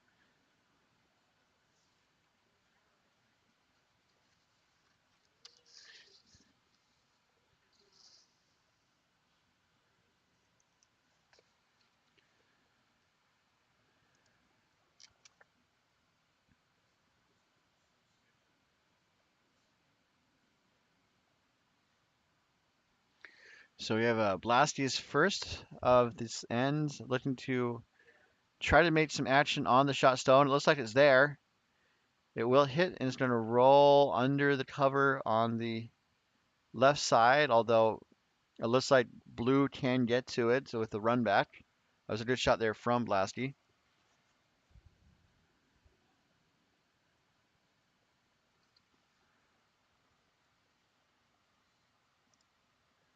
So for Melissa Wheeler, she learned to curl on Valentine's Day in 2015 with her husband and Team Aces coach Jeremy Mallory. Her favorite bonspiel experience was the 2018 Moray International Bonspiel in Elgin, Scotland. And then she also loves to throw treats to her cat Esteban because he leaps majestically and occasionally catches them in his mouth. So looking to run back the blue onto the yellow. It's going to be close. It does run the blue onto the yellow, but then the yellow sticks around. One of the yellows sticks around. So one of the yellows is gone. It looks like yellow is shot, still buried. It looks like Aces can maybe tap that blue up a little bit to be shot.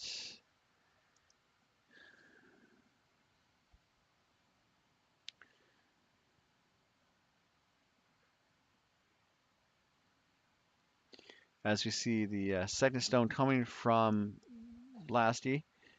This is a draw. It took a dive there.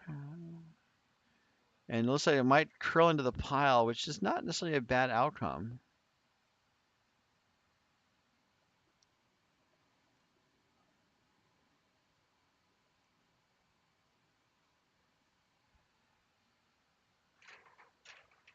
Because it definitely takes away the easier shot for Aces to, tap that blue in the house back for shots.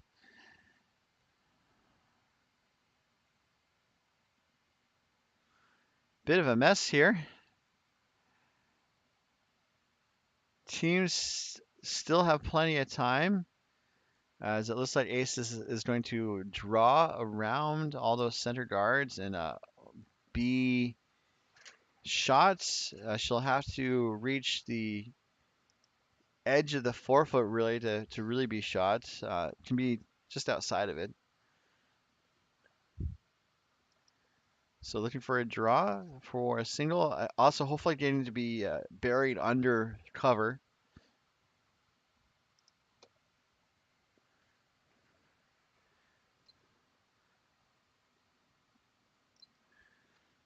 As we have Jennifer Asis, her shots away. Her favorite bonspiel experience was the 2019 Donna Perky Classic. That is a women's bonspiel at Coyotes Curling in Tempe, Arizona. That was 14-4. So this is going to tap the blue onto blue, but not enough force to really promote the blues further into the house, as we can see from this overhead view. So I don't know. There looks like there's a door that needs to be closed, but we'll see. As the broom is down to try to put another yellow in the rings, I would think out counting that blue in the middle of the 8 foot ring.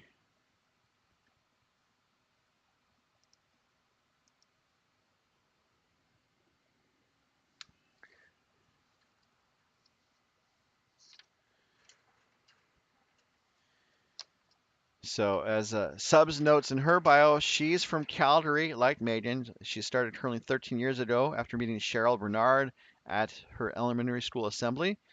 After moving to the Bay Area 2 years ago after graduating from University of Calgary, she is now working in biotech.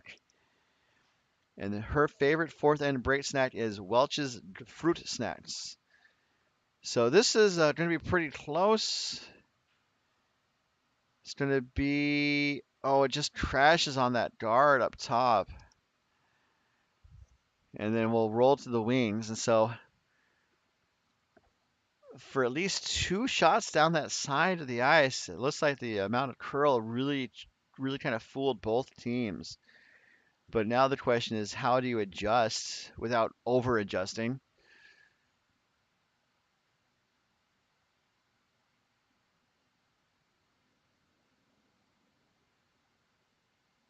And it appears that they do want to do the draw.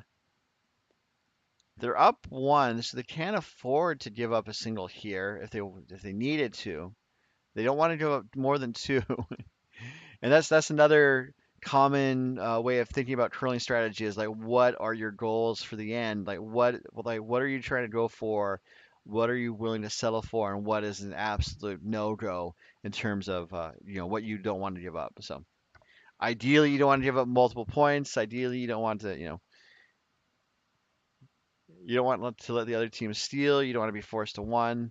You want to try and score multiple points. There's a lot of options. As we see the final rock coming from Jennifer Asis. She enjoys learning new things and taking naps, and she is the teammate most likely to squirrel away snacks. So this is the draw here. Line looks decent. The weight is a little up though, and that's going to be the tricky part here, as it's going to go through the back of the house and out of play. So now Thangadurai has a chance for two. And they've seen this path now 3 times.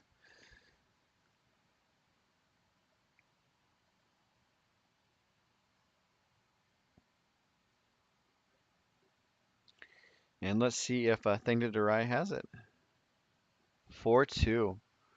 Broom's down. There's no door to close.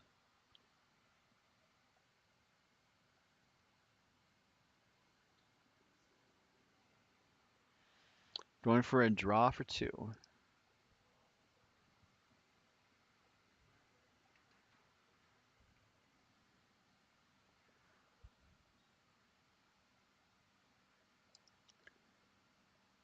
Sweeping to hold the line. Now they're just cleaning.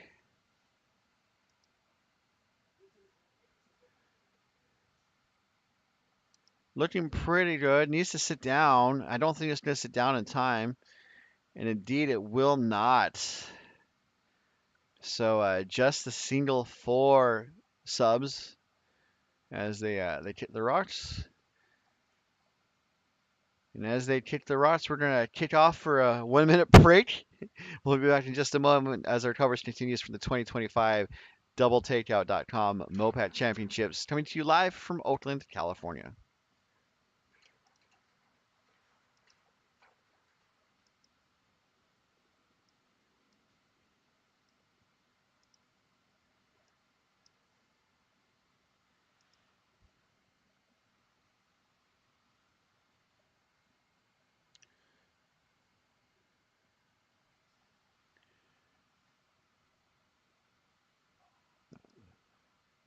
Before we continue with our coverage, let's take a look around the rings and take a look at the scoreboard at bonspieler.com. Sheet A is currently 6-3. Team Raju of San Francisco over Team McBride of OC Curling. Sheet B is our feature sheet. We're all tied at 3 after Thangadurai scored a single point in the 6th end. On sheet C, a very tight battle between two Bay Area teams. We have Team Walsh at 4-3 over Team Camarena. On sheet D, it's been pretty strongly Team Aubrey of Coyotes over Team Muirs of OC Curling, 11-1, Aubrey over Muirs. And then a very similar log line for Team Leclerc of Coyotes over Team Spangler of Wine Country. That's 10-1 on sheet E. So keep track of all the scores at bonspieler.com. Insert clever catchphrase here. So getting back to our main action, where we just saw Amy put up a guard. Looks like it might be on the center line. As we see Jacqueline try to put up a corner guard, I believe.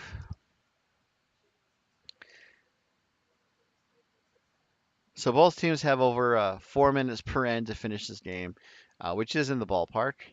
Neither of these teams has used their timeout, so they still have options. As that intern clockwise guard is put up, looking pretty good over in the corner. Howdy in the streets.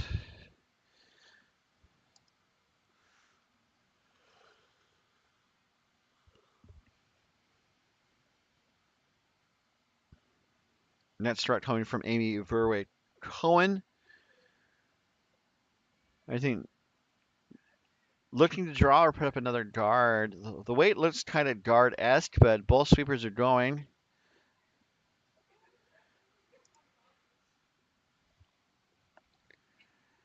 And this is going to get around the guard. It's going to settle in the house.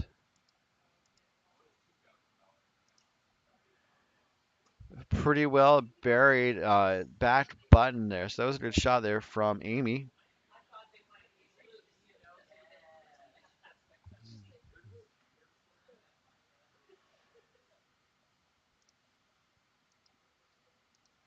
Very quickly the net strike is coming from Pit Lars.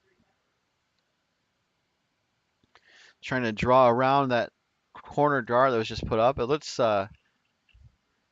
pretty close as it scoots around the guard. Let's see where it ends up. It's going to settle in the just behind the tee line in the 12-foot ring.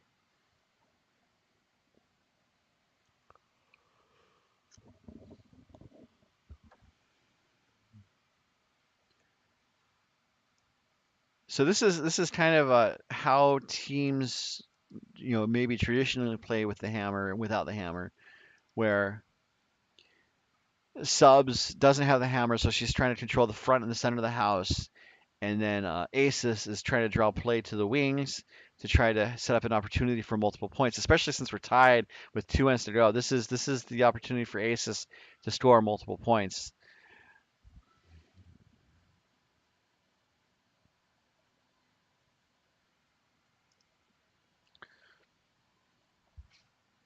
And this is going to be more of a center guard, I believe.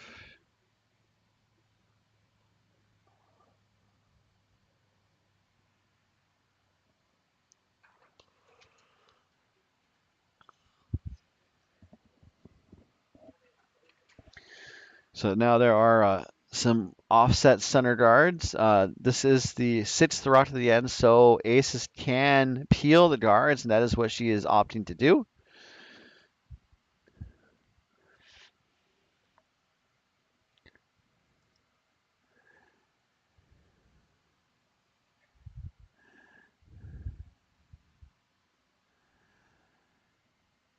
Got some weight for the peel here, looking for peel weight.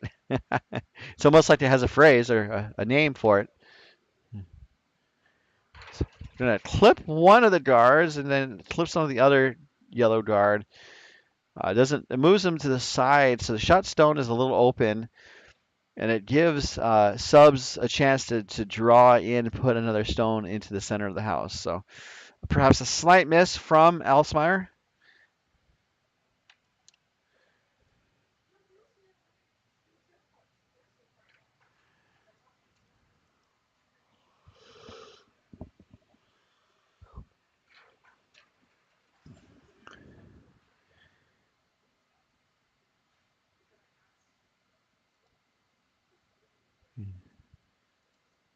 This end is being brought to you by doubletakeout.com. Looking to draw around all that center coverage, be in the front of the house. We have Megan Armstrong with her second stone going for the counterclockwise draw. It just wicks the center guard and then rolls open down the middle. Looks like that is shot stone. Actually, it's not. That back stone is in the back button, so it is the rock that is accessible though, and that's why Alsmeyer is being asked to take it on.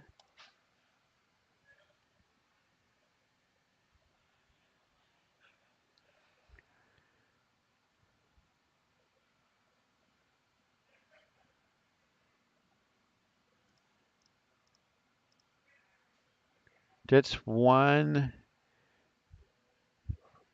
jams the top yellow onto the back yellow, and so the back yellow goes away, but now the yellow that jammed is shot stone right on the pin.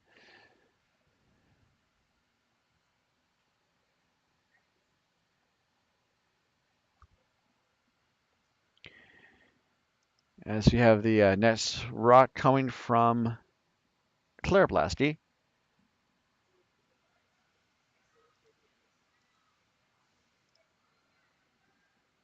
Looking to hit the blue and roll back towards the middle. It's going to hit, it's going to roll on top of the shot stone through the house out of play. So now the situation is getting kind of interesting for Asis. That Yellowstone is pretty exposed, so Asis is going to want to pop it out and then hopefully roll under the cover and be protected. But we'll see if that shot is on target for Melissa Wheeler.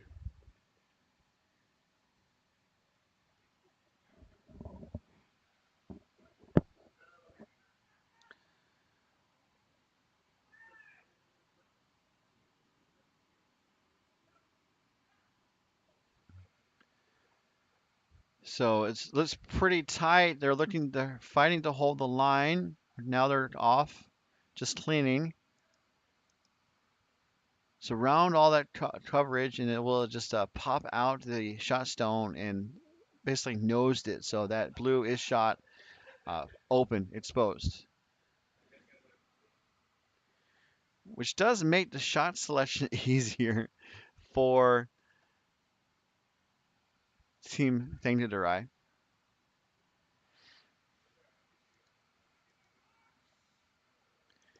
As you see the net stone coming from Blasty, just looking to again pop that blue out and then hoping for a little roll under cover.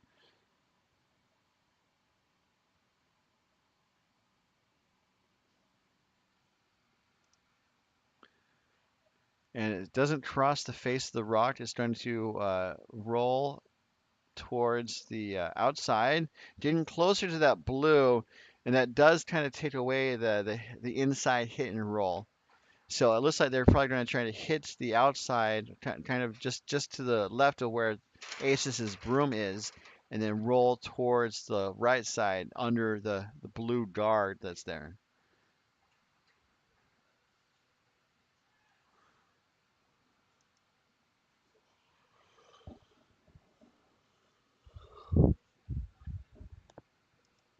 So looking for a little bit of a hit and roll. The Wheelers last here. Going to be close to a nose hit, really. A slight roll maybe towards. Nope, just a nose hit.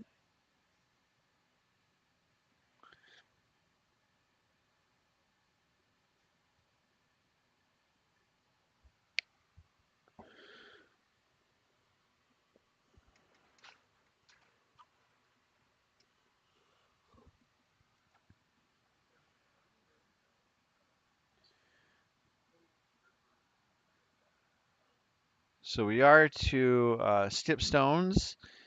Team Aces has the hammer, so Thangadurai will throw the first two skip stones per team. And looking to hit and roll under protection on the left side.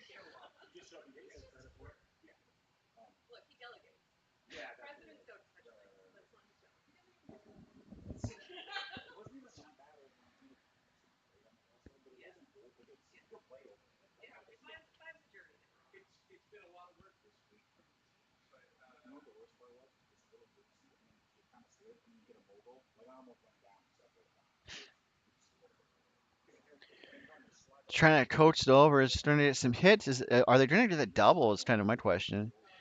And they do not do the double. The blue jams on the blue in the back.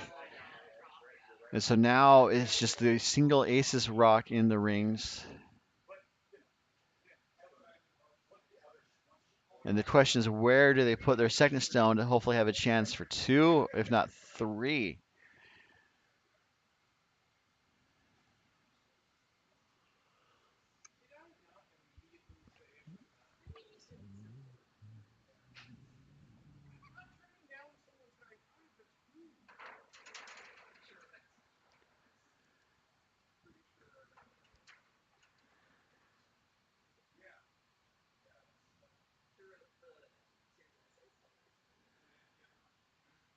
So I think looking to draw under that corner guard. So again, this is kind of you guys can see how this end was executed as both teams played a fairly conventional strategy. where Asis wanted to draw play to the wings and has, it looks like she's been able to because she'll hopefully be sitting two after this. And then Thangadurai wanted to control the center. Just some cleaning here. A freeze is probably the best outcome now. And I think just a slight tap. And looks like Thangadurai will, the double could be there. Maybe looking to nose the blue and then sit on top of the other blue. That's a tricky shot though. But blue is sitting two, so I think for Thangadurai they need to make at least one of those go away. Maybe give up two, but then have a chance to score two or more in the final end.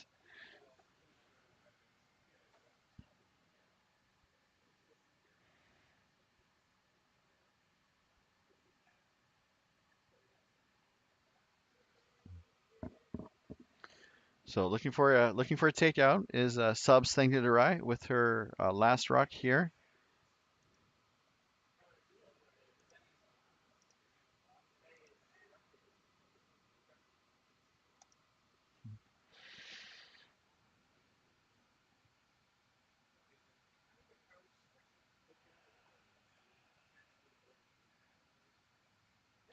This is going to be a key shot. It could be a TSN turning point here, as we see Thangadurai with her last here in the seventh without the hammer.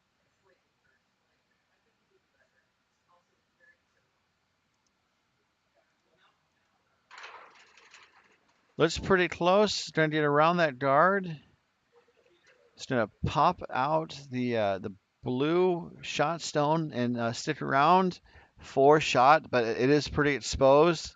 And so now Asis just needs to make that yellow go away and stick around for 2 points and to take not necessarily a commanding lead, but for this game it could be a decisive lead as they quickly put the broom down.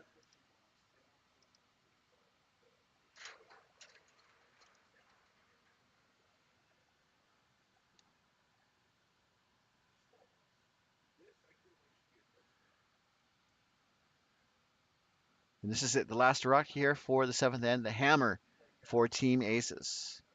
Looking to hit and stick for two.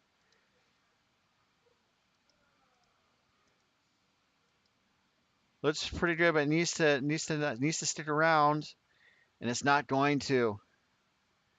So just a slight miss there from Aces to not capitalize on a potential 2 points. Not a bad outcome though for either team,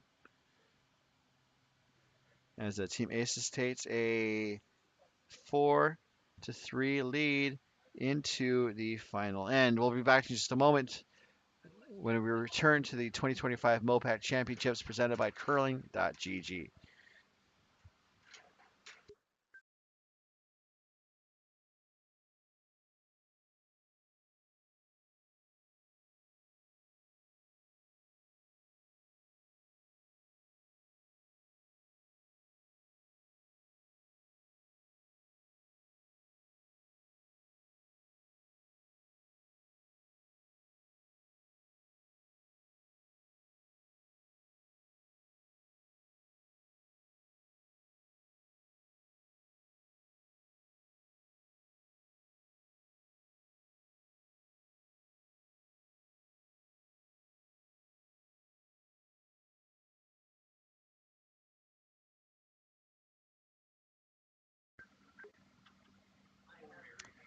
Welcome back as rocks are in play. Let's take a look one last time around the rings for now. This is the eighth and final end unless there is an extra end. So as we take a look around the rings to update the scores on sheets A, Team Raggio of San Francisco is still up 6-4 over Team McBride of OC Curling. Sheet B is our feature sheet, featuring Team Asis of Silicon, a 1 point lead, 4-3 over Team Thangadurai of San Francisco. Sheet C, the second women's game, has Team Walsh up 6-3 over Team Camarena. Both teams are from San Francisco. Sheet D, early handshakes as Team Aubrey of Coyote has won 11-1 over Team Ewers of OC Curling. And then another early decision on Sheet E, a men's game. Team Leclerc of Coyotes prevailed 10-2 over Team Spangler of Wine Country. So that brings you up to date on the scoring. And again, all the scores are available on vonspieler.com.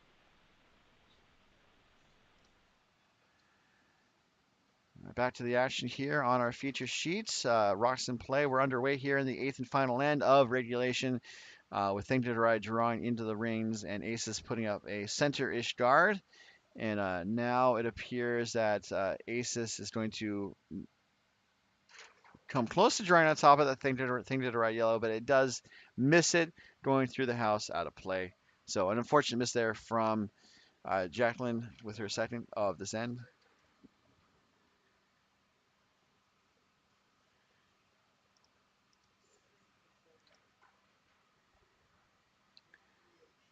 Amy Verway Cohen's second stone here, looking to draw, I think, on top of the yellow that's already in the rings.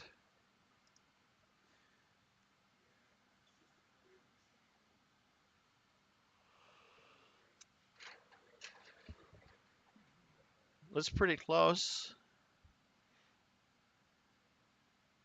We'll tap the yellow in the rings ever so slightly and then rolls wide. So now yellow is sitting 2.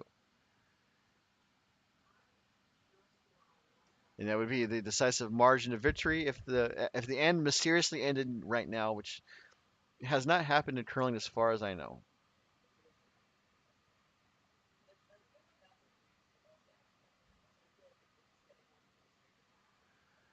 So we see Kathleen Alsmeyer with her first. I think looking to draw on top of those 2 yellows. Tapping them back slightly wouldn't be too bad.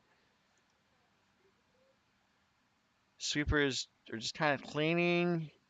Now Melissa digs in to put it right on top of the yellow on the right there.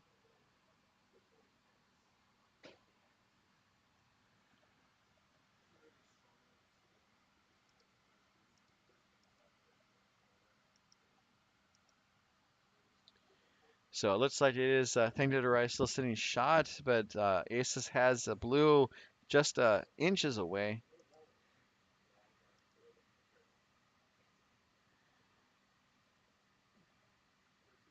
As this ant is being brought to you by doubletakeout.com.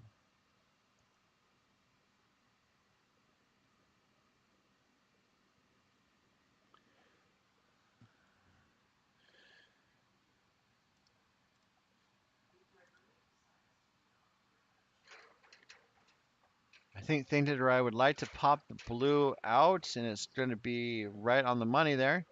The shooter itself rolls on top of the other yellow, and it's now sitting shot or second shot.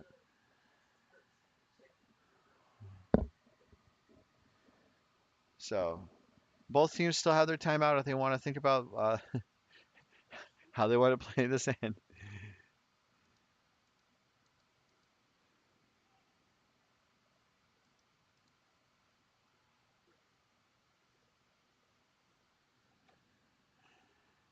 I think looking to pop out the yellow that's on the other side, just like the chicken who crossed the road, lived in his shoe, didn't know what to do.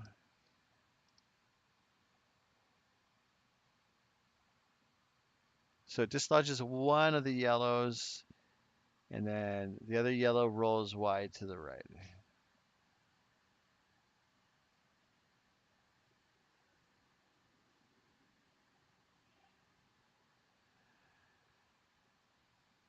All right.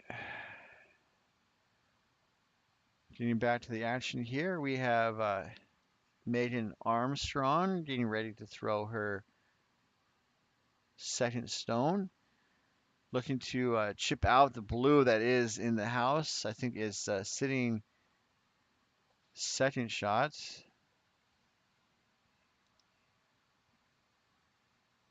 Possibility of jamming here. Ooh, the jam was averted, but it does clip the yellow on the way out. So two of the stones in the house go sayonara, and we're seeing a single yellow in the rings. Asis does not have the hammer this end, so is probably looking to find a place to steal or to hold Thangadurai to a single point if it's possible.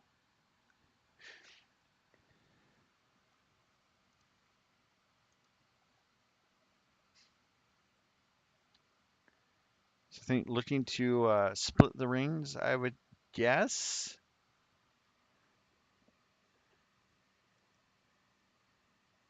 This is Melissa Wheeler, her first.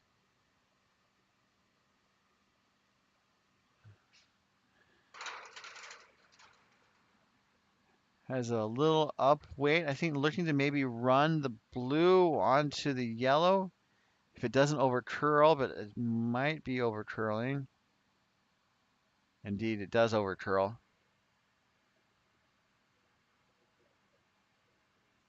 So I think that was just a little tight for what they had hoped to do. Teams are calling their timeout.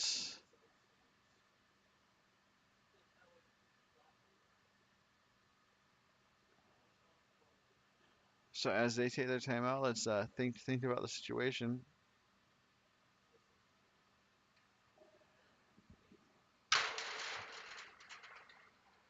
Hit my elbow on the ladder. All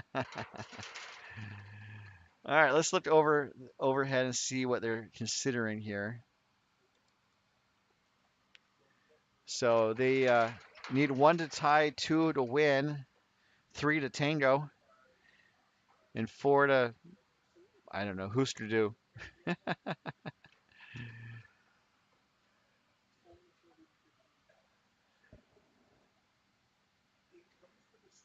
So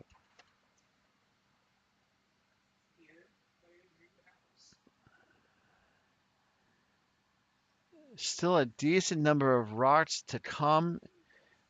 Each team Thangadurai has four rocks remaining. Team Aces has three.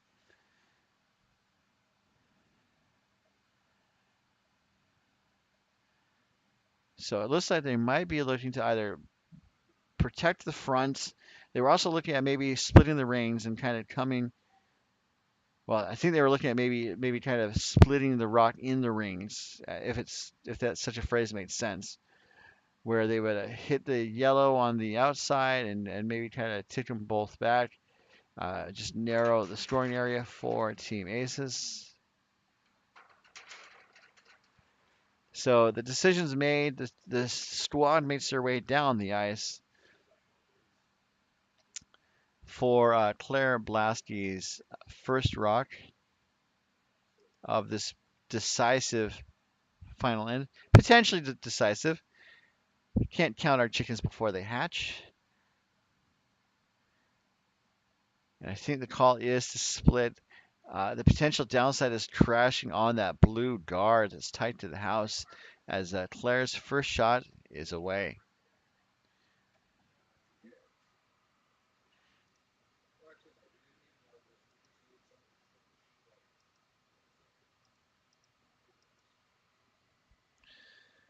So I don't think they're going to be able to split the stones necessarily.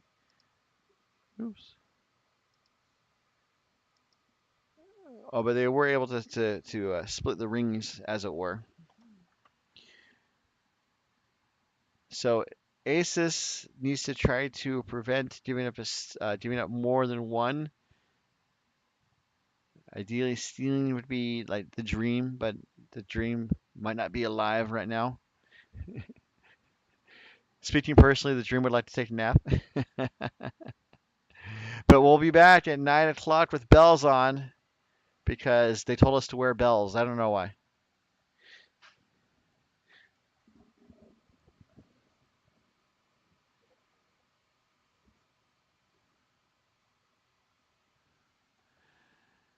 So it looks like the broom is down as we see Wheeler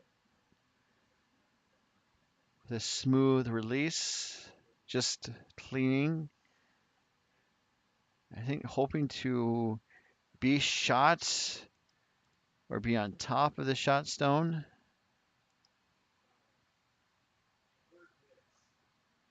Looks pretty good as we can see from this overhead view. Pretty close to corner frozen. It might be possible to pluck that blue out. So that's another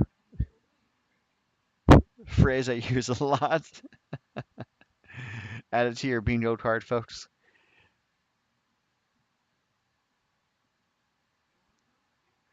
So they're considering their options. Thangadurai sitting one. Don't. I mean, it could be possible to try to get the to get the blue out. Pardon me. I think they're set up for tapping the blue on the yellow.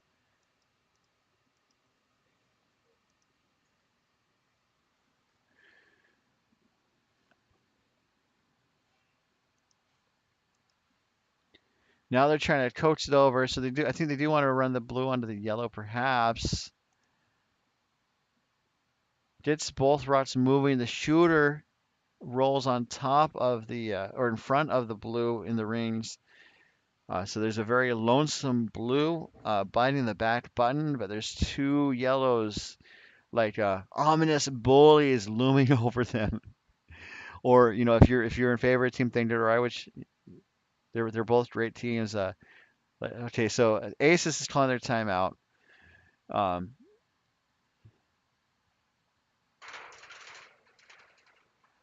I don't know if they want to maybe just freeze on top of the blue.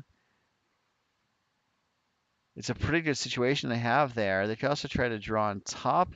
I mean, draw to the side there. That's kind of where they're looking at right there. Um, and so yeah, if you're a team thing to the right, those two yellows are sentinels defending, ready to leap at a moment's notice to oust the uh, to oust the blustery blue from the boundary. I left my thesaurus at home, folks. I'm sorry. All right, let's look at the situation here. So looking at possibly hitting and rolling, that might be good too. Get rid of the yellow counter would be, I think, a huge advantage for them, because again, that's like I said moments ago before I went on this tangent. Like that's a very lonesome blue in the rings, and adding a friend would be pretty helpful, especially if it were to get rid of one of the yellows that could be the difference in the game.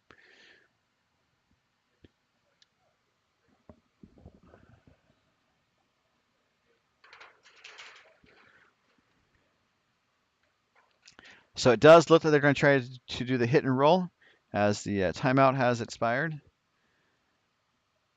It's almost a soft hit and roll, though, just based on where uh, Jacqueline has the broom. Uh, I would think backline to hack weight would be my guess.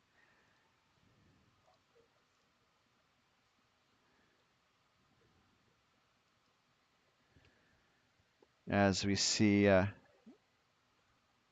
Jennifer get set with her first without the hammer here in the eighth end. Up one with two opponent stones in the ring, but they are sitting shots. Blue is sitting shots, aces.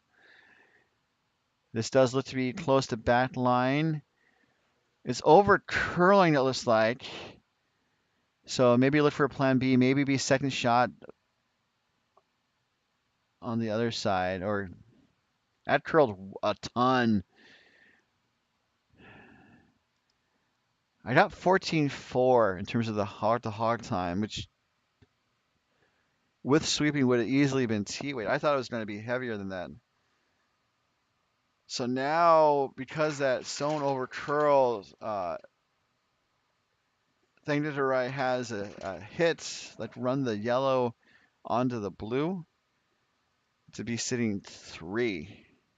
And then Aces has to say, what now? Has to ask, what now?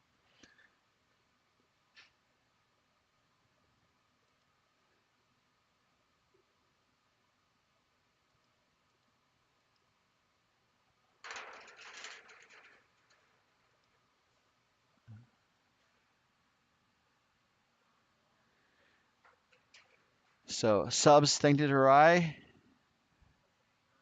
chance to sit 3 after the shots, pushes out from the hack.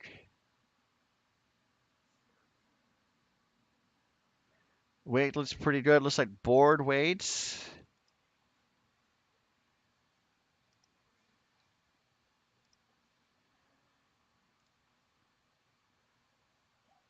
And that shot was made.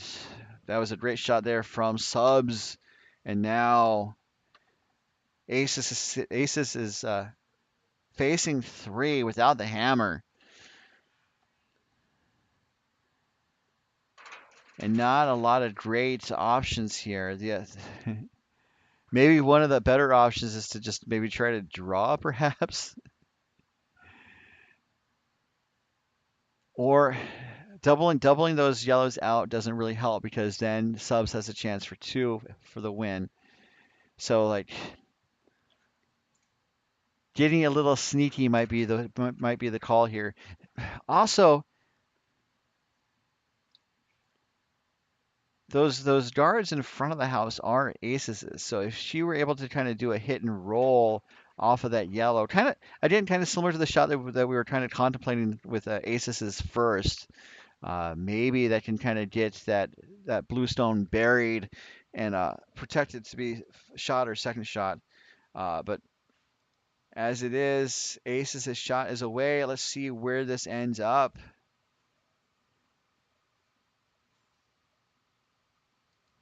Looks like it's carrying a little bit, so they do want some hit and roll. Oh, beautiful. That is Bonzer, as some might say. Others might say bronzer, and they would be wrong.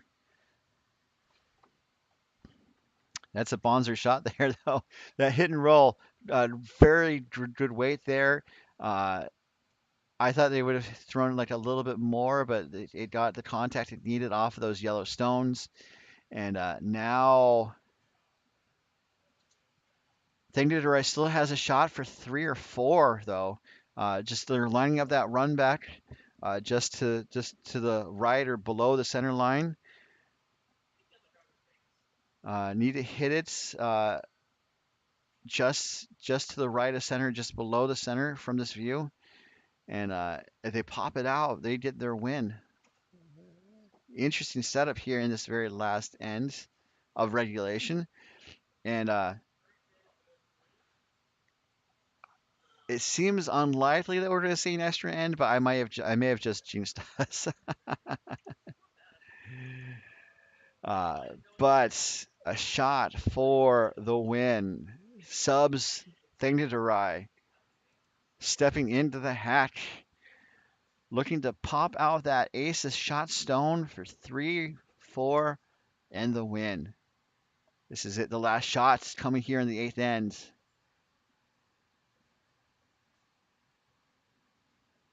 Looks like a very smooth release. They're sweeping right out of hand to try to hold the line. Is it going to be enough? Oh, it's over curling almost right away. It's going to be close. And it's there. Shot made for 3. Wow, what a great sweep. What a great team shot from Thangadurai. And that is a score of 3 for the win.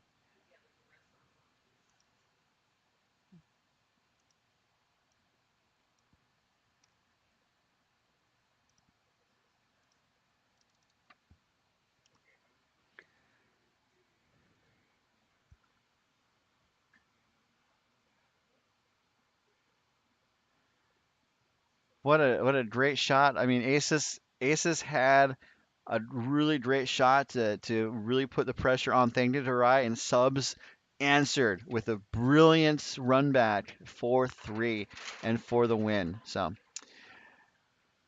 we're going to be back in about an hour and a half. We're going to be back at 9 tonight for the nightcap featuring two men's teams, Team Tate and Team Aronson, both from Coyotes. We do hope you'll join us. And if you can't join us then, we hope you'll join us for two quadruple headers Friday and Saturday before we head into Championship Sunday. The fun starts at 9:30 Friday morning and then continues at 1, 5, and 8:30 and similar times on Saturday. So definitely hope you'll join us. Before we sign off, let's take one last look around the rings. So half of the games had wrapped up early. There are two games still on the ice, Sheet A and Sheet C, it appears. Sheet A looks like they wrapped up too. Sheet A featured Team Raju San Francisco up 9-5 over Team McBride. Uh, Looks like they shook hands as Raju probably ran McBride out of stones. There's no score update, so I'm extrapolating. Sheet B was our feature game. Team Thangadurai pulled out the six. Yes, sorry. Raju scored three in the eighth end to secure the win. They were already up 6-5. Asis, so Thangadurai scored three in the eighth end to take a 6-4 win over Asis. Sheet C, Team Walsh, a 6-4 winner over Team Camarena in that battle between the Bay Area teams. Sheet D wrapped early with Team Aubrey of Coyotes taking the 11-1 win over Muirs of OC Curling. And then Sheet E also ended early with Team LeClaire of Coyotes taking a 10-2 win over Team Spangler of Wine Country. So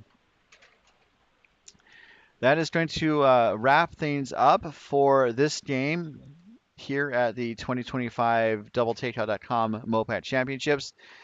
Before we sign off, just another friendly reminder that our event was brought to you by. One second. There we go. You guys know these by now, but just to repeat, doubletakeout.com and by curling.gg and also by Endgame Curling at endgamecurling.com. So that mostly worked. So before we sign off, just another friendly reminder that this game is this broadcast is presented by authority of the Mountain Pacific Curling Association. It may not be retransmitted or reproduced in any form without the express written consent of the Mountain Pacific Curling Association. So we'll be back at 9 p.m. Until then, for all of us here at MoPac, San Francisco Bay Area Curling Club, on behalf of our sponsors, this is your host Ryan Olson saying so long and good curling.